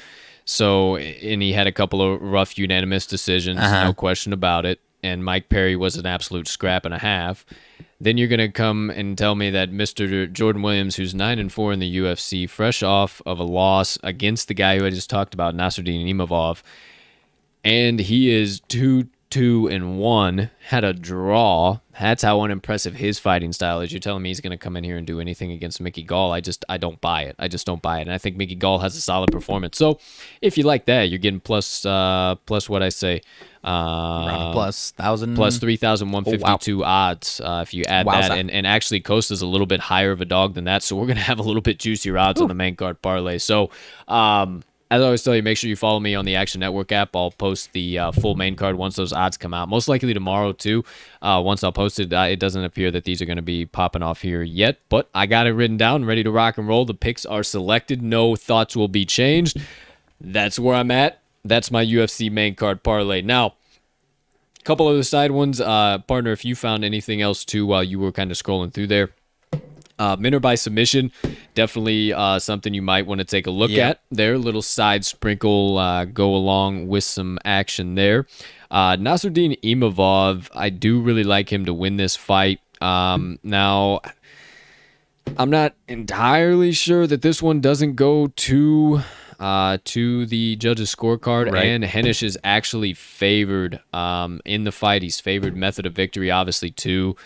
I just don't think that Hennish is minus 168 coming off of that loss against Kelvin Gastelum. He really didn't impress me too much. That minus 170 to minus 180, it's not, especially in matchups like this, with how impressive Imavov was against Jordan Williams in his last fight. I mean, he dominated the mess out of him. I wouldn't mind Imavov plus 330 by points. I would probably stay away from anything else, but Imavov on points, I'm not the biggest non-fan of it all. No, I mean, my two favorites I would say are going to be Imavov just straight up, plus what were you seeing it on FanDuel?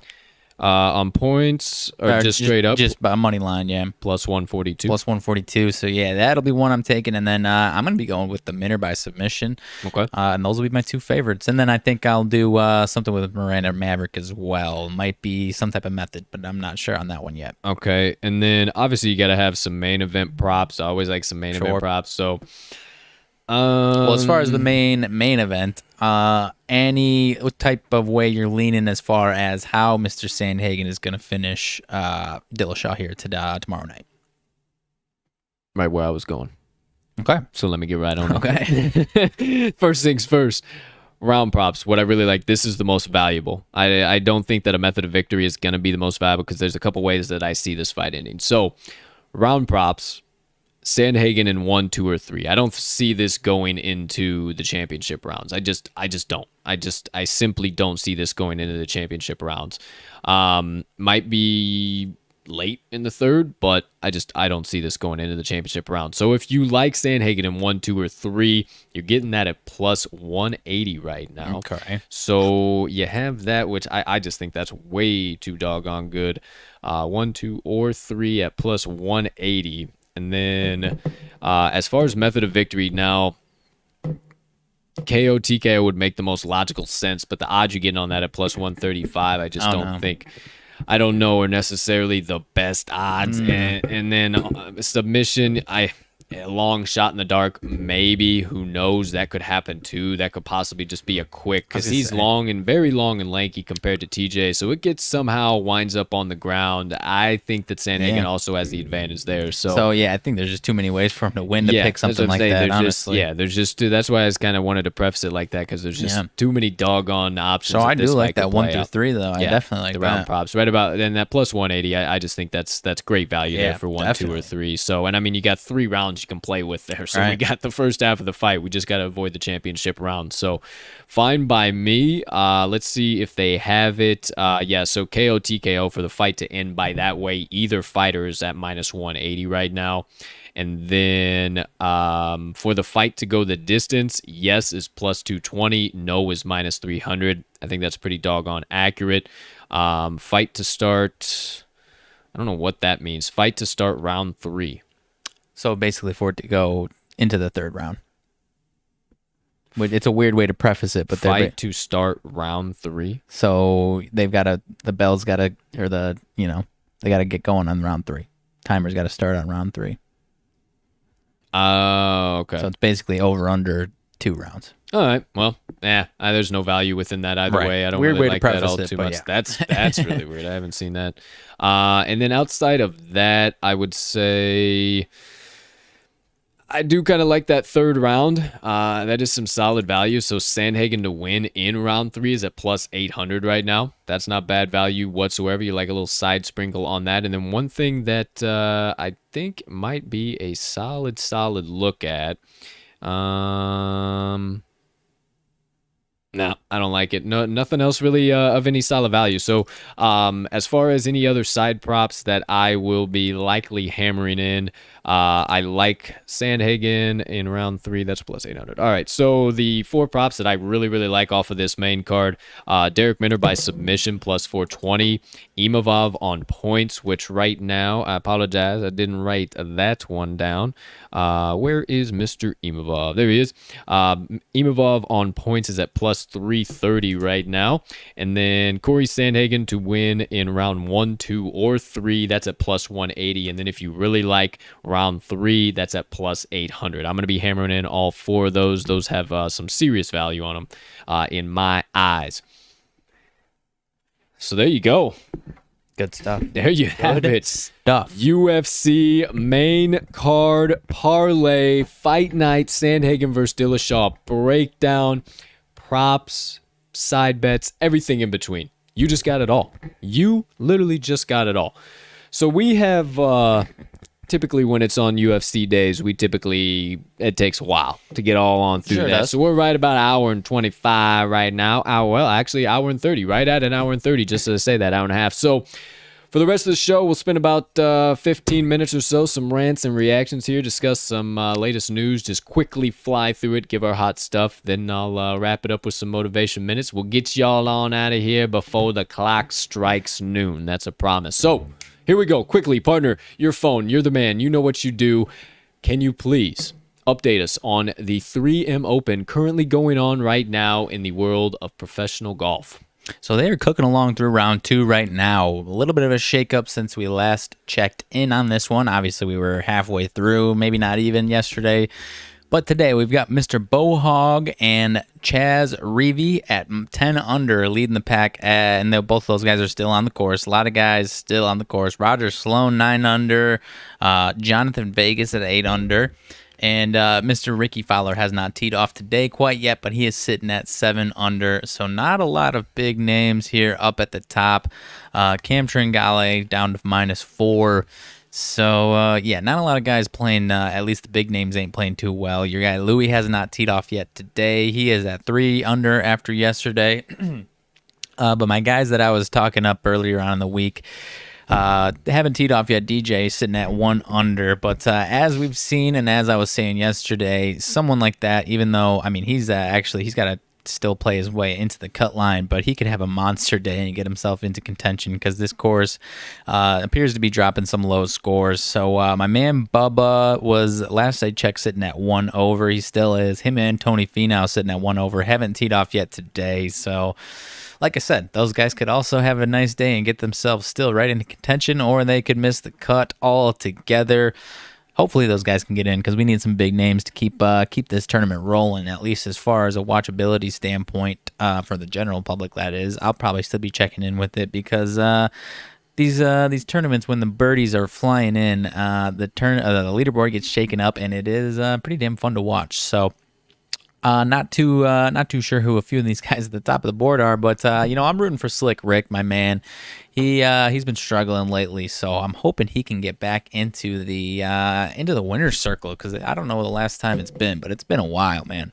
Yeah, it definitely has been. Not a whole lot of opinions, not a whole lot going on. I didn't smash in anything too crazy on this one. Didn't have any real stone cold solid opinions for the 3M. I thought it was kind of up in the air. Had Louis yesterday to lead after round 1. Obviously did not happen. Right. Ricky Fowler leading still 7 under, hasn't teed off yet. We'll see what happens if Slick Rick can keep it going. But neither here nor there. There's your 3M update. Do you have any odds right now for current leaders, top 5? Hit him with it.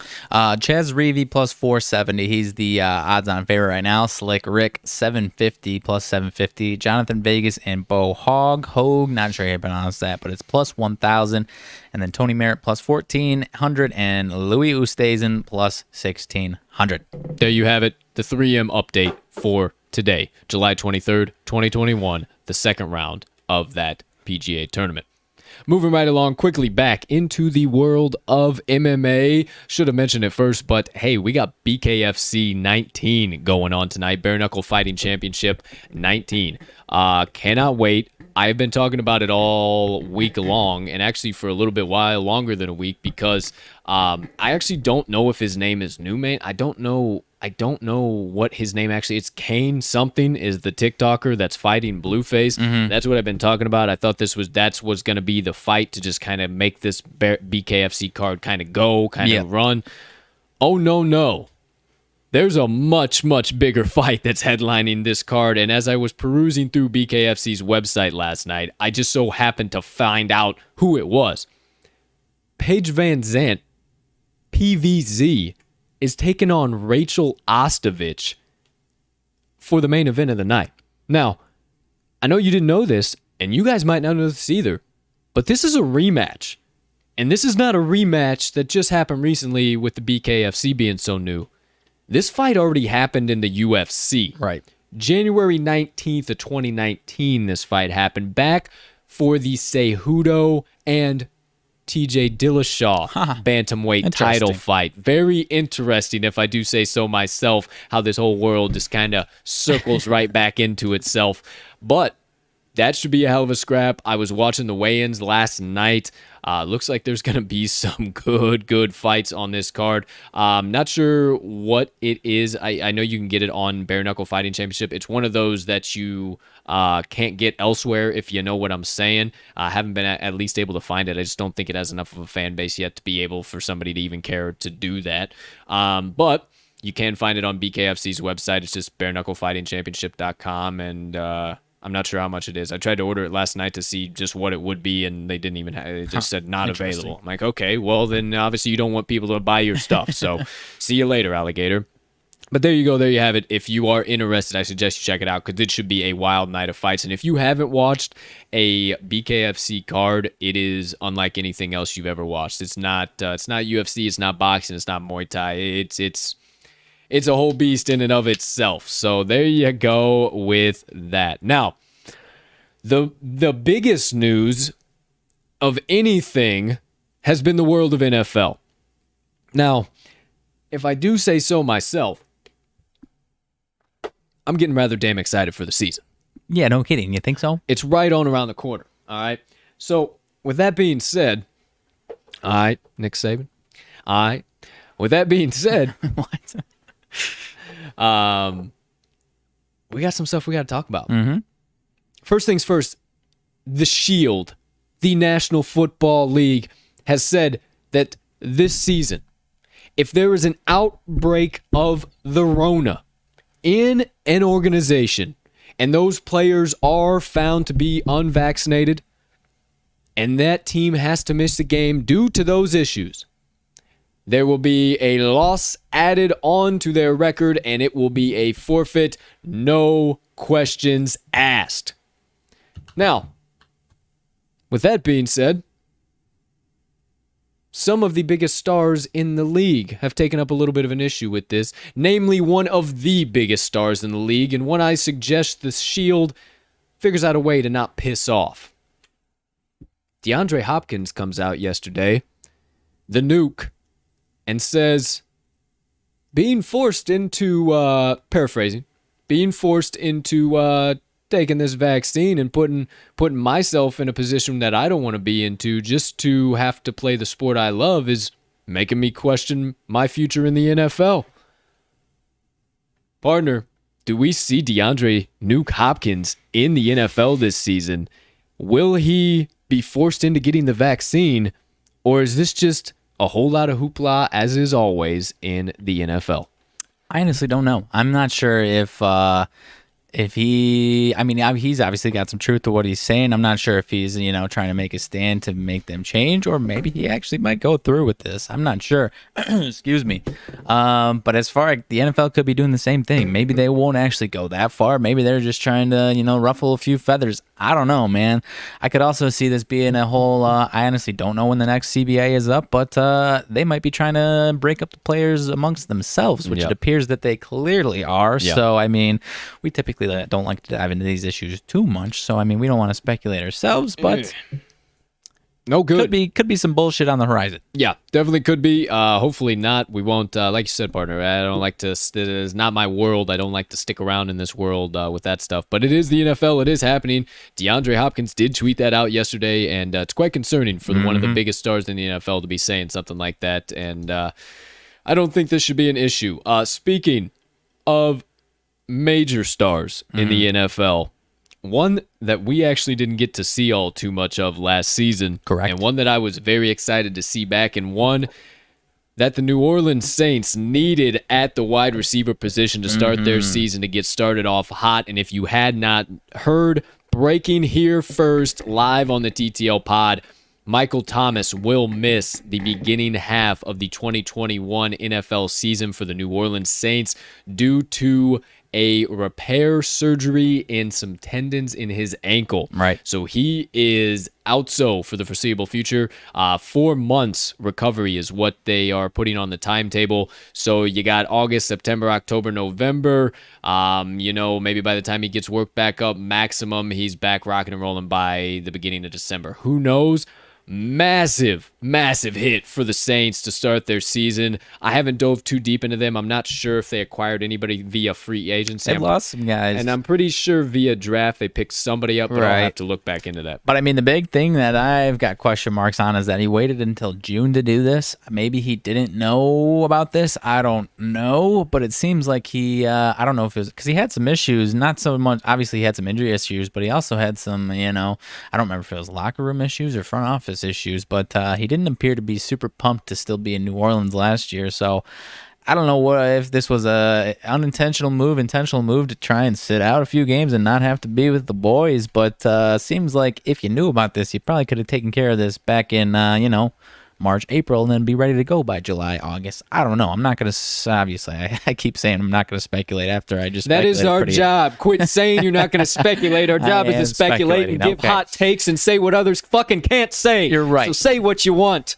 That's what I said. So All right. I am speculating. So he could have done it sooner. And that being said, care of. my side of the coin on that, to that argument, hey, he's a dog. He's a grinder. He's a baller. He wanted to try and push it as far as he possibly could, wanted to get into the season, went to run, went to test it, got to OTA, said, oh, hell no, Mike. You ain't doing this dumb shit. That's fair, too. At this point, we need to set you out for at least this time, whatever. But I do like where your head's at with potentially that Mikey Mike doesn't want to sit out because, as you did mention, there were a bit of locker room problems with some practice fights between him and some cornerbacks on the defense. So, hey, I don't know. Maybe Thomas is trying to sit out. Maybe he got this done on purpose. Maybe he's not trying to be a part of the foreseen dumpster fire that's coming from the New Orleans Saints this year. Little doesn't like what he sees from Jameis Winston, who knows? I don't know. Has no faith in Taysom Hill? I don't know. Quite possibly, though. Quite possibly, though, man. That's a big hit if he's out. It's a big hit. He is out. He's out for a foreseeable future, so we'll see what happens. Speaking of out for foreseeable future, Michael, drop it down. Breaking news. Different league here, but we're probably going to have a handful of these in next week here, partner. But MLB trade on the horizon here. Well, we can save all of that. Save it? Yeah, save it, because we got some really good MLB stuff to get into. We're hot, juicy in the NFL, so save it for that. All right, so sticking with the NFL real quick, nothing breaking with the NFL. Speaking of being out for the foreseeable future, Michael Kendricks, linebacker, wildest thing ever, got involved in an insider trading case and has caught 1 day in jail and 3 years probation due to said case. Didn't read all too much into it, nothing crazy into it. Oh, the old dog. Wow. You saw me there. Wow. You guys are going to like this. One, man. You guys are going to like this for the MLB. Make sure you stick around. We'll get into that right after the NFL. But Michael Kendrick's going to be out. I thought that was just wild. I wanted to mention that. Insider trading. I'm going to look into that some more, maybe write about it. I have no idea what in the world, but I actually didn't hear this. Some insider trading from an NFL player getting caught up. Who knows? We need to also send our T's and P's to the family of Greg Knapp. He was the assistant coach of... Oh boy! I shouldn't be blanking like this. I want to say Philadelphia, but I've been in communication with some people in Philadelphia for some other stuff, totally non-related, whatever. So that might be fresh on my mind. Either way, he played 7 NFL seasons and coached for. He was with the Jets. With the Jets. Okay, so it's not even close. Yeah, but not quite. either way, I was saying green. Anyways. Either way, T's and P's to the late great Greg Knapp. If you don't know the story, I won't spend too much time talking about it. It's a pretty sad story how it all unfolded, but passed away late yesterday. So quick moment of silence. All right, moving right along. Thank you for all those of you joined in that as well. Whoa. Ladies and gentlemen, we officially have a report to training camp. The report we have all been waiting for, anticipating, debating. Stephon Gilmore has reported to training camp for the New England Patriots. Got your happy ass. Aaron Rodgers ain't said shit yet, but Stephon Gilmore has reported. So apparently, even though he put his house up on the market, he just wanted a nicer, newer, bigger one, and he's sticking around with old Billy and the boys here for another run at it. He probably sat back and said, wow, Belichick is cutting checks, writing everyone he possibly can to retool this defense for this 2021 season. I'm going to stick on around. I like what old Billy's got to say. Let me do it. So Stephon Gilmore has officially reported to Patriots offseason minicamp. I like it, my man. I've been beating the Patriots drum all offseason. I'm going to have a Patriots blog coming here possibly this upcoming week because I've been beating their drum. And as he mentioned, Mr. Bill Belichick has been cutting checks, and I think they get, I'm not saying back to glory, but back to very, very respectable stature. Yes, very much so. So, that does it for the NFL. I'm looking forward to your analysis on the Patriots. Moving right along, same sport, a little bit lesser degree. Before we get to the MLB, hang tight. College football, NCAAF. We told you that Oklahoma and Texas were interested in moving to the SEC, leaving the Big 12, the storied franchise, saying goodbye to the Red River rivalry showdown, and moving on into that SEC for a super conference. Well, folks, it's a little bit closer, or may have already been a little bit closer, and they just hadn't said anything yet than we all knew about.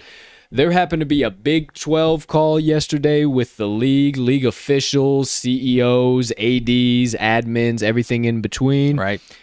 You want to know who wasn't present on that phone call for the Big 12? Who's that?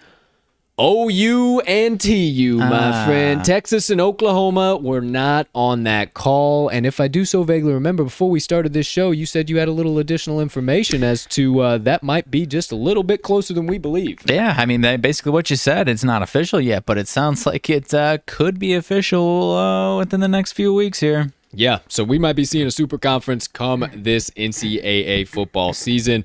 Hopefully so. That would be electric from what I'm seeing. And I mean, those two teams entering the SEC, and I think so, because I think that this is also a move for Texas and Oklahoma to get a level up in competition, get some more money in the door, get some higher recruiting availability. Right. This is all a move for the betterment of football programs for the both of them. Right. Like, it does hurt their chances as far as getting into the college football playoff is concerned, because they can both, I mean, Oklahoma has been running through the Big 12, but I mean, it does appear that we're going to be expanding, so that, the possibilities increase. But as you mentioned, competition's going to go up and the recruiting classes should go up. And the other thing is that, in a different situation, you could say, like, oh, maybe this is just a power play. They're trying to, flex their muscles, get something they want. But there's not really anything that the Big 12 can give them in this case. Right. I mean, not at all. Right. And then, they stand to, especially with the NIL deals, they stand to make more money. Their players, recruiting their players, stand to make more money. So, yeah, I'm interested to see what happens with the Big 12, if those teams jump ship as well. Because, I mean, I would hate to see the Big 12 completely disband because it's got a, storied history. But a lot of that story has been these two. So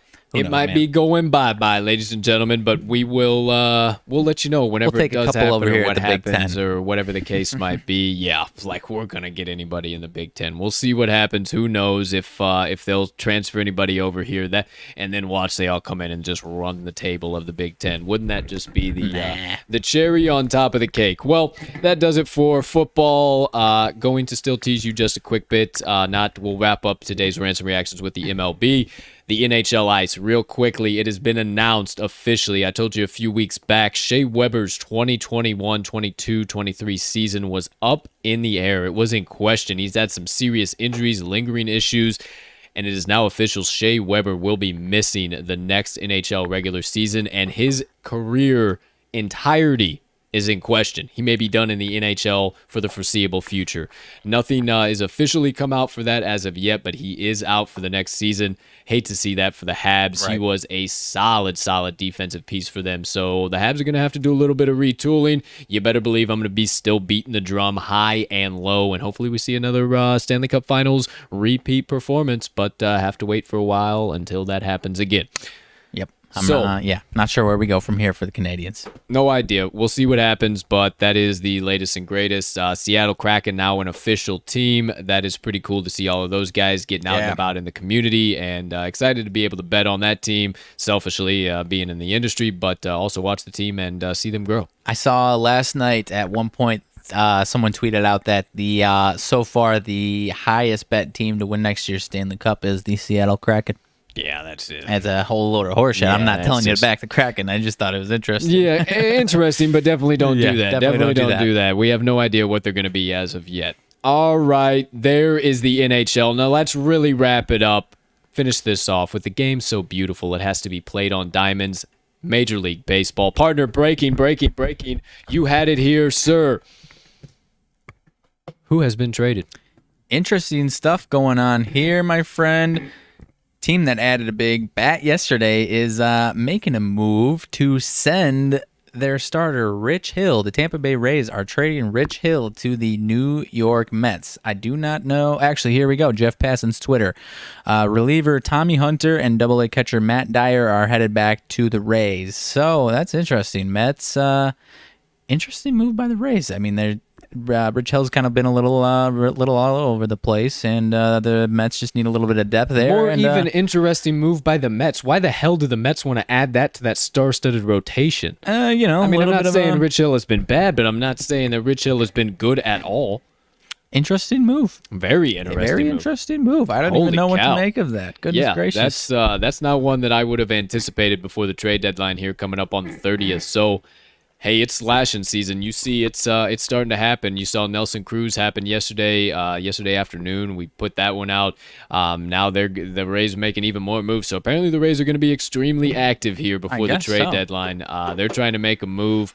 And Kevin Cash, he said, hey, boys, we're trying to go back. We're trying to win us another pennant, win us another title here. So, hey, I can't blame him. They got a star-studded lineup, and if they can fill a couple of holes, I think we could see the Tampa Bay Rays in the World Series yet again. It's very possible, man. I mean, I saw some people in White Sox Twitter being pumped that Nelson Cruz is out of our division. He was only scheduled to be there, signed on for this year. The Sox have 3 games against the Twins, 3 games against the Rays this regular season, and then he could have been out of there anyways. There's just as solid of a chance that we see the Tampa Bay Rays in the postseason. So I am honestly not, as far as a White Sox fan, and not shaking my hand in the air in excitement that he's out of the division, because this could actually come back to bite us. Right in the tush. Oh, yeah, man. And, right in the tush. He could just as easily say, hey, I'll just sign back with Minnesota after this year anyways. Yeah, sure. Hey, we'll see what happens there, but I think there's going to be a lot of stuff happening. I know there's going to be a lot of stuff happening over the course of the next few days here. So now you go. You have to imagine the rest of the AL East ain't going to just be sitting pat with the Rays making that big move. I would not imagine they would do so. Not too many front office execs see stuff like this happening and say, yeah, we'll just let the Rays do what they got to do. So should be quite interesting to see what's happening with the rest of those teams in the AL East. Told you at the top of the show that we have a new team now in the MLB. The long movies have been made of this team. Things have been said about this team here lately. There's whole new opinions about this team. Well, now you can't call them the Cleveland. They are now the Cleveland Guardians. We are no longer calling them that. It has been officially changed. I guess we couldn't just do this right here at the beginning of the season. Technically, it's starting after the season, but why not just wait till after the season? I don't know, but either way, in case you're looking at some lines, looking at something, we now have the Cleveland Guardians. They came up with a team name faster than WFT has been able to, so quite interesting. Rumor mill has it that WFT is going to have some Washington football team is going to have a new name here very soon, but I think they said after this next year. So. Yeah, they still can't come up with it because it is something you're stuck with forever. It's not just something, we'll change it next year. Like, I kind of honestly, Cleveland Guardians is garbage. I kind of like that move because people are going to be hating on Cleveland Guardians like that, whereas the Washington football team is just like, hey, we're going to be the football team for a couple of years. You get away from our old name a little bit before we hammer home a new one, and maybe you'll hate our new name a little bit less, whereas you go like this for the Cleveland action here. Because the Guardians suck.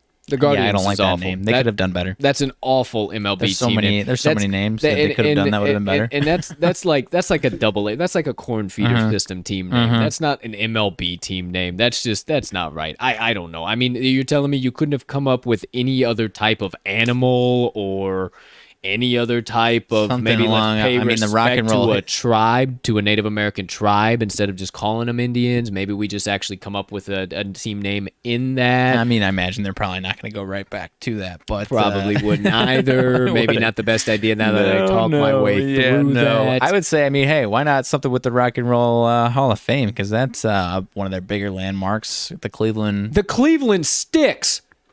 Done. Hey, easy on my laptop here, guy. The Cleveland Rocks? I don't know, man. The Cleveland Sticks and a 0.2 ounce pen. The Cleveland Drums? Hey. That fucking dinosaur too. That thing weighs 700 fucking pounds. That thing. Yeah, you're right. That thing will run through a fucking brick wall. That's what I'm saying. That thing will run through a brick wall. What are you talking about? But hey, Cleveland Sticks. That's I don't like that. I don't like Cleveland. I don't know where Stick. You don't like the Cleveland Cleveland Stick? Drums better. The Cleveland Drums. Drums. That has zero ring. Cleveland Sticks.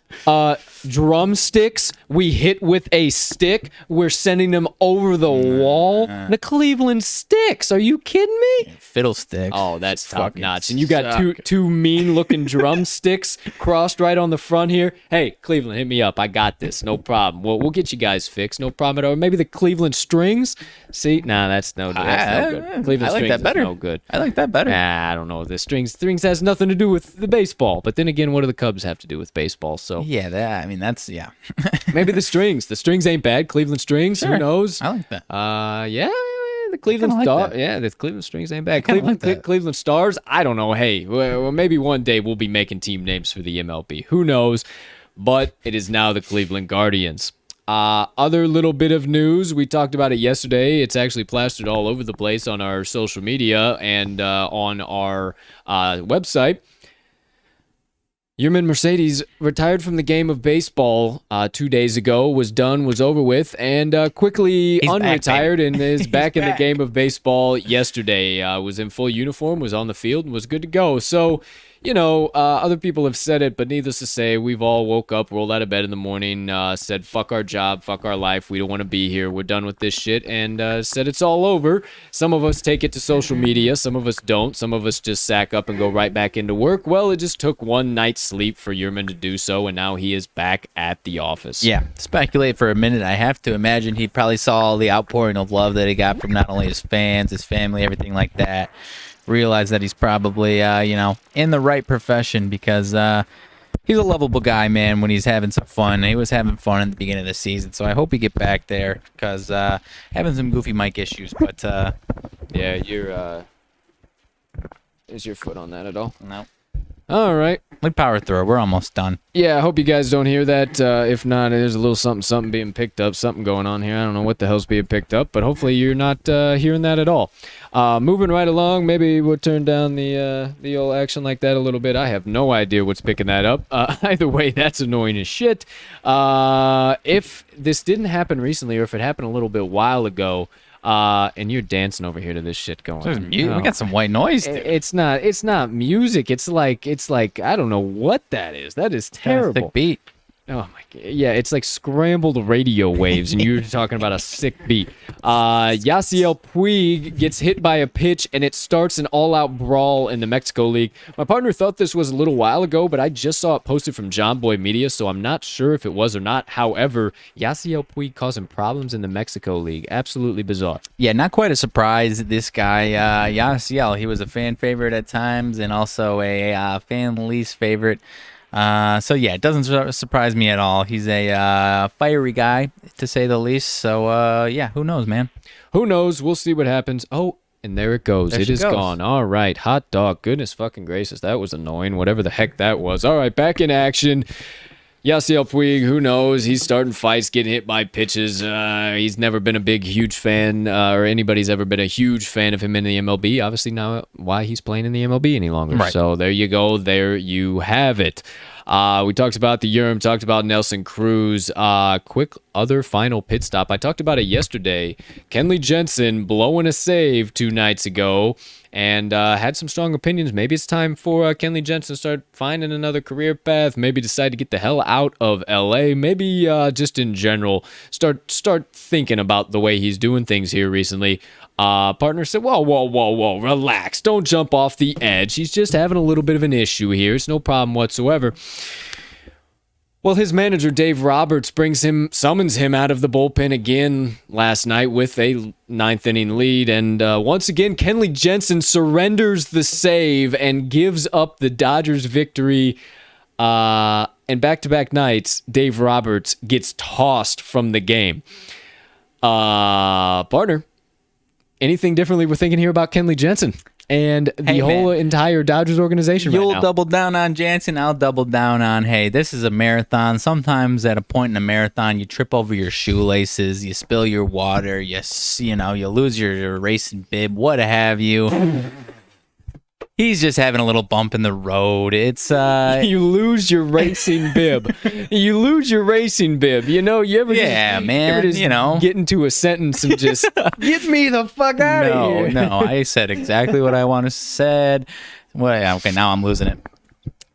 But no, I'll still defend Mr. Jansen. He's, look back a month or so ago, we were saying the same shit about Aroldis Chapman. He still sucks. No, he's on the right trend upwards. So yeah, you said that about Kenta Maeda yesterday too. Fuck you, dude. Fuck you. He was good for fucking 4 innings. He was good the whole night. He was good right? the whole night. It was just one daggum pitch that he let go. But all right, this show's off the doggone tracks. It's time to wrap things up here. Cool notification that I just got. MLB testing electronic pitch calling. Oh, so New technology allows catchers to signal pitchers via wristband in hopes of speeding up game. This might be totally different than robot umps. This might actually be like as far as pitchers and catchers signs are concerned. We'll discuss this. We'll see. We'll dive look into that into this more. and we'll see what that is. So that is way too much than what we were anticipating that was. So that does it for today's Thought it was rants gonna be and robot arms. reactions. Today's rants and reactions. Couple of quick. Did you know? Were you around when? Have you heard of? Today, couple of national holidays today are gracing our presence. First things first, if you are watching, Grammy P, GP, the wonderful, amazing, beautiful birthday girl from last Tuesday, happy birthday. Celebrating the old birthday this weekend. Happy birthday. Why do I mention all of this? It is National Gorgeous Grandma Day. So happy National Gorgeous Grandma Day to all you beautiful grandmas out there who are some degenerate gambling pals of the TTL crew. Happy birthday to your grandma and happy gorgeous grandma day to all the grandmas. All you out there. It is also, from me to you, happy National Vanilla Ice Cream Day. Ooh, Vanilla Ice Cream Day nationally here in the US of A. So, hey, go find yourself a bowl of some good frozen custard that they like to call the cream. You scream, I scream, we all scream for the cream. National Vanilla Ice Cream Day. And oh, hey, you mentioned to me as you walked in the studio here today, said, damn, we got a little bit of a heat wave coming this week. I think that Americans before, or weekend rather, I think Americans before us have said that multiple times right around this time of the year because it is also, hey, hot enough for you? Day. Is that actually true? It is National Hot Enough For You Day. So apparently this is a day when a lot of Americans tend to see that heat wave, Yeah, no kidding, look at man. each other, and how many times have you had that same conversation? Hot enough out here for you? Well, it's the national day for it. Yeah, So you have no kidding. Hot Enough Out Here For You Day, you have Vanilla Ice Cream Day, and you have Gorgeous Grandma Day, all on one day of the calendar here in the US of A. What an amazing country to live in that we can have days that celebrate those things. Yeah, I love when there's like 5 different salad days all mixed into one, like completely coincidental. I don't know what it is, but yeah, hot enough for you. No kidding. No kidding. No kidding. But you know about it. Quick reminder, make sure you hit the link tree. Make sure you check out the Talking the Line website. Make sure you check out our partners. Make sure you check out our additional content, everything like that. Follow us on the Action app at cash_with_Colt at RMags, all caps. And then you can get our best bets of the day from every single pod at Talking the Line on the Action Network app. Please make sure you stop by the website. So much cool stuff for you guys to check out there if you have not yet already. Make sure, as always, hit the subscribe button, do all that good stuff. Leave us a comment, leave us a rating. Seriously, we cannot tell you guys how much we appreciate it, and really it only helps us make this bigger and better for each and every one of you, and helps us keep producing better and better and better content for your enjoyment.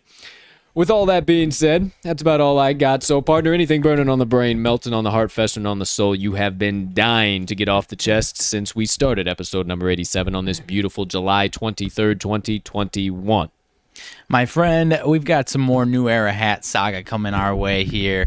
The boys and gals and whoever it is over there at New Era, they've heard the outcries of, hey, we get too many bells and whistles on some of these hats. We get it, they're ugly. Okay, you don't like them. Do we just simplify it a little bit? Now the new hats they've dropped, instead of adding bells and whistles, they said, hey, we're just gonna flip upside down of all these 30 teams' logos, just a flip upside down, and now we got some upside down logo hats.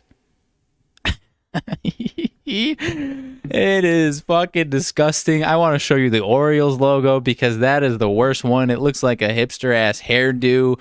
I mean, your Cubs one, some of them they're symmetrical, so the Cubs one is just a backwards C. It is. I guess I would say I hate the other But if ones it's upside more. down, how it would be backwards. What in that one I'm saying. What is that? Ladies and gentlemen, quickly, just without any copyright, if you can see that, you can't really see that. That's the Baltimore Orioles logo. It looks like upside a mess. down. So It yeah, looks not like all. Some of them are flipped sideways since they're symmetrical, like your Cubs one. It's brutal, man. I mean, look at that St. Louis Cardinals one. That is so ugly. The Cardinals looks like a backwards gamma, an S, and a pitchfork all rolled into one. Oh, it's bad. The San Francisco, Tampa Bay, the Angels one, I guess, is okay. I haven't seen my White Sox one. Just an upside down P. How about that? This has to be a joke. Grief. It's not a joke, friend. It's not a joke. They said, hey, you don't like all these bells and whistles. We're trying to still get an innovative hat here, and we're just going to flip upside down this damn logo.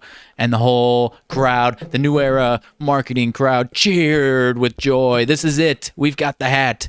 Oh, my God. It's So bad. as I always say, ladies and gentlemen, there was a group of human beings that were sitting around a table at New Era headquarters. And one of those human beings looked around at the other human beings and said, hey, I got it. Grab the expo marker, go to the board right now. Hold on. I got it. All right, Jeff, lay it on us. What's the deal here, pal? We take the logos. Wait. We take the logos. Hold on. We take the logos. And instead of adding all this stuff, we just flip them. Everybody lost their mind. That's the one. Let's roll it out. There was a group of human beings that thought that this was a good idea to release to the general public. Now, whatever that group of human beings was, might want to take a look in the mirror and seriously suggest in questioning their life choices and the direction that their lives are headed. I'm not exactly all too sure what school you went to come up with innovative ideas like this, but they too also might want to get their heads checked and see how credited their certification is. Not only that, but they said, Why are hey, you rolling your eyes at me? I know. I thought you rolled your eyes at me. No, What do you got? Gosh, no, I was not rolling your eye. We are right on the same line on this one. They also said, hey, on top of this, we can throw some throwback hats in there. The old Marlins logo, the old Diamondbacks colors. Everyone loves those. Yeah, right. They made them so much worse, dude. Just give us the old fucking hat. Just give us the old hat. So they made the D-backs one purple go over to the other one. Get the old D-backs hat. So it's a V. It's just a V. It's a V. It's a blue V. It's a blue V on a purple hat. Purple hat. I love those logos and those hats. I'm the normal, but just fucking give us the normal ones, man. I don't know about all of those, my friend. That Cardinals one is brutal. That Orioles one is brutal. Yeah. I haven't seen all of them, but they are bad. Like I said, I would probably buy this. There's an actual website for these. Yeah, This I is would actually available probably. online. It says fucking sold out. Who the fuck? So people are obviously into these. S comma V with a bunch of squiggly lines through it. I don't. Gosh. I don't know. I don't know where that's coming from. No idea why in the hell that was anybody's idea. But you heard it here first on the TTL pod. And forever, partner, I'm grateful for your sidebars because you never cease to amaze me with information like this. And this group of human beings has yet again... They're on a roll, the man. New Era group of human beings has official... Whoa. Is that an Expos colored hat? Is that the Nationals? I don't know what... Nah, I think this is different. I don't know what that is. Okay, so that's nothing. All right. Well, either way, New Era's new cap idea, upside down logos. You heard it here first. Oh, boy. On the TTL pod.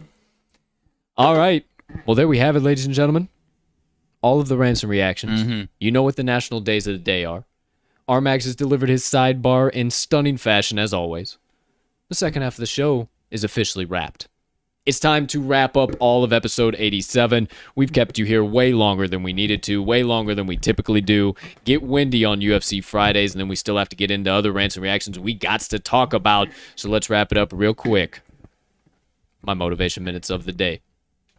Told you just briefly at the top of the show. Didn't have anything too crazy, but something I wanted you guys to think about and take with you and apply in your life as you find yourself in certain situations, certain interactions, and maybe you might even find yourself in some of these this upcoming weekend. And obviously you can't answer me. Obviously this is more reciprocal, but when's the last time that you found yourself in a situation or in a group of people and you sat there and you looked around to about 90% of that group of people and thought to yourself, what the fuck am I doing here? What are these people doing to my life? What are they adding to get me to my goals, dreams, and success? When I tell them about my goals, are they hyping me up? Are they gassing me up, telling me ways that they can help me to get to those goals? Or are they just on this frequency while I'm vibrating up here? I can't answer that for you, but I've had plenty of those situations, so I know it's not only me. And if you find yourself in those situations and you find yourself feeling that way, it's probably because you're not meant to be there. It's probably because that's not an incorrect feeling at all. It's probably because you're trying to fit yourself into a version of yourself that you are not in order to fit in with that crowd of people that maybe you grew into a bigger, better, evolved version of yourself and they didn't go anywhere. And they might look at you and think that they've all evolved and look at you like the one that didn't, but when you're the one outcast, but what's the common denominator?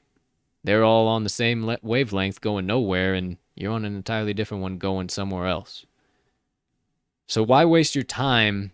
Why try and form or fit yourself into this mold that you're not?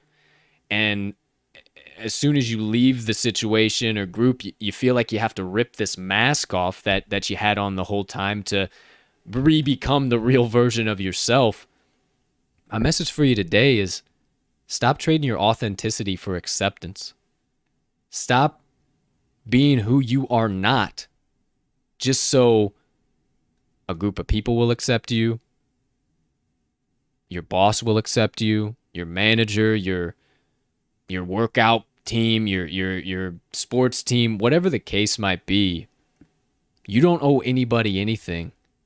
And just because they don't like you or don't like where you're at or what you're about, and they don't accept you and force you to change who you are in order to be accepted,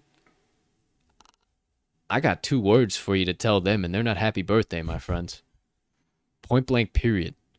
You don't owe nobody anything, and your life is not anybody else's life. Stop trying to fit your life into their mold.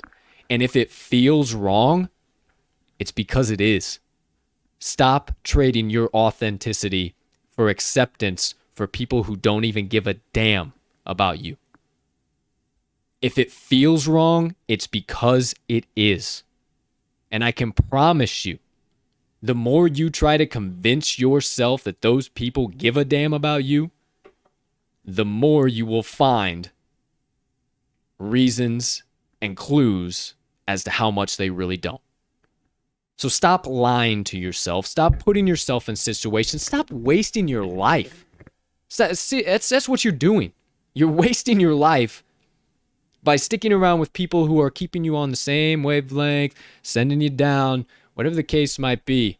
We're either vibrating up here or we're not vibrating at all. Period. Make that decision in your life. Because if you do, you're going to find the real version of yourself and you're going to reach all your goals, all your dreams, all your aspirations. If you try to continually fit into a mold that you're not, you're never going to get on your right path. And you're never going to get the goals and dreams and aspirations that were meant for your life. So start remembering to be the real version of you. And if you find yourself in those situations this weekend or in the coming week or any sometime soon, remember my words. And not for me, for you. Don't trade your authenticity for acceptance. And that does it for my motivation minutes for today.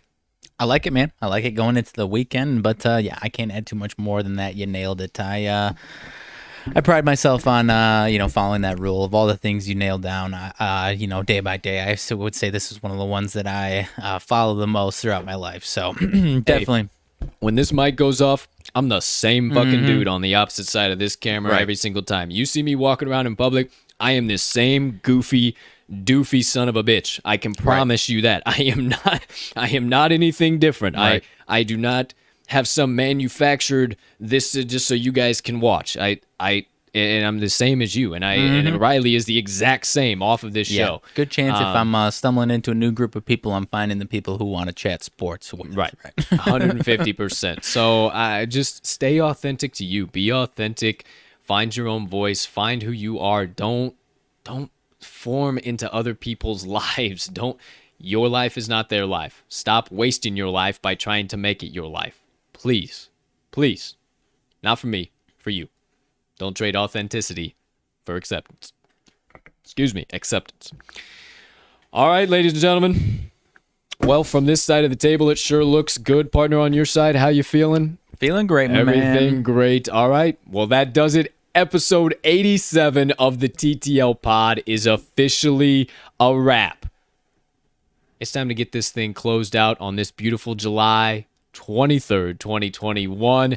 As always, ladies and gentlemen, degenerates and gamblers, far and wide, from myself and Mags, we hope you have a spectacular rest of your Friday, unless you have other plans.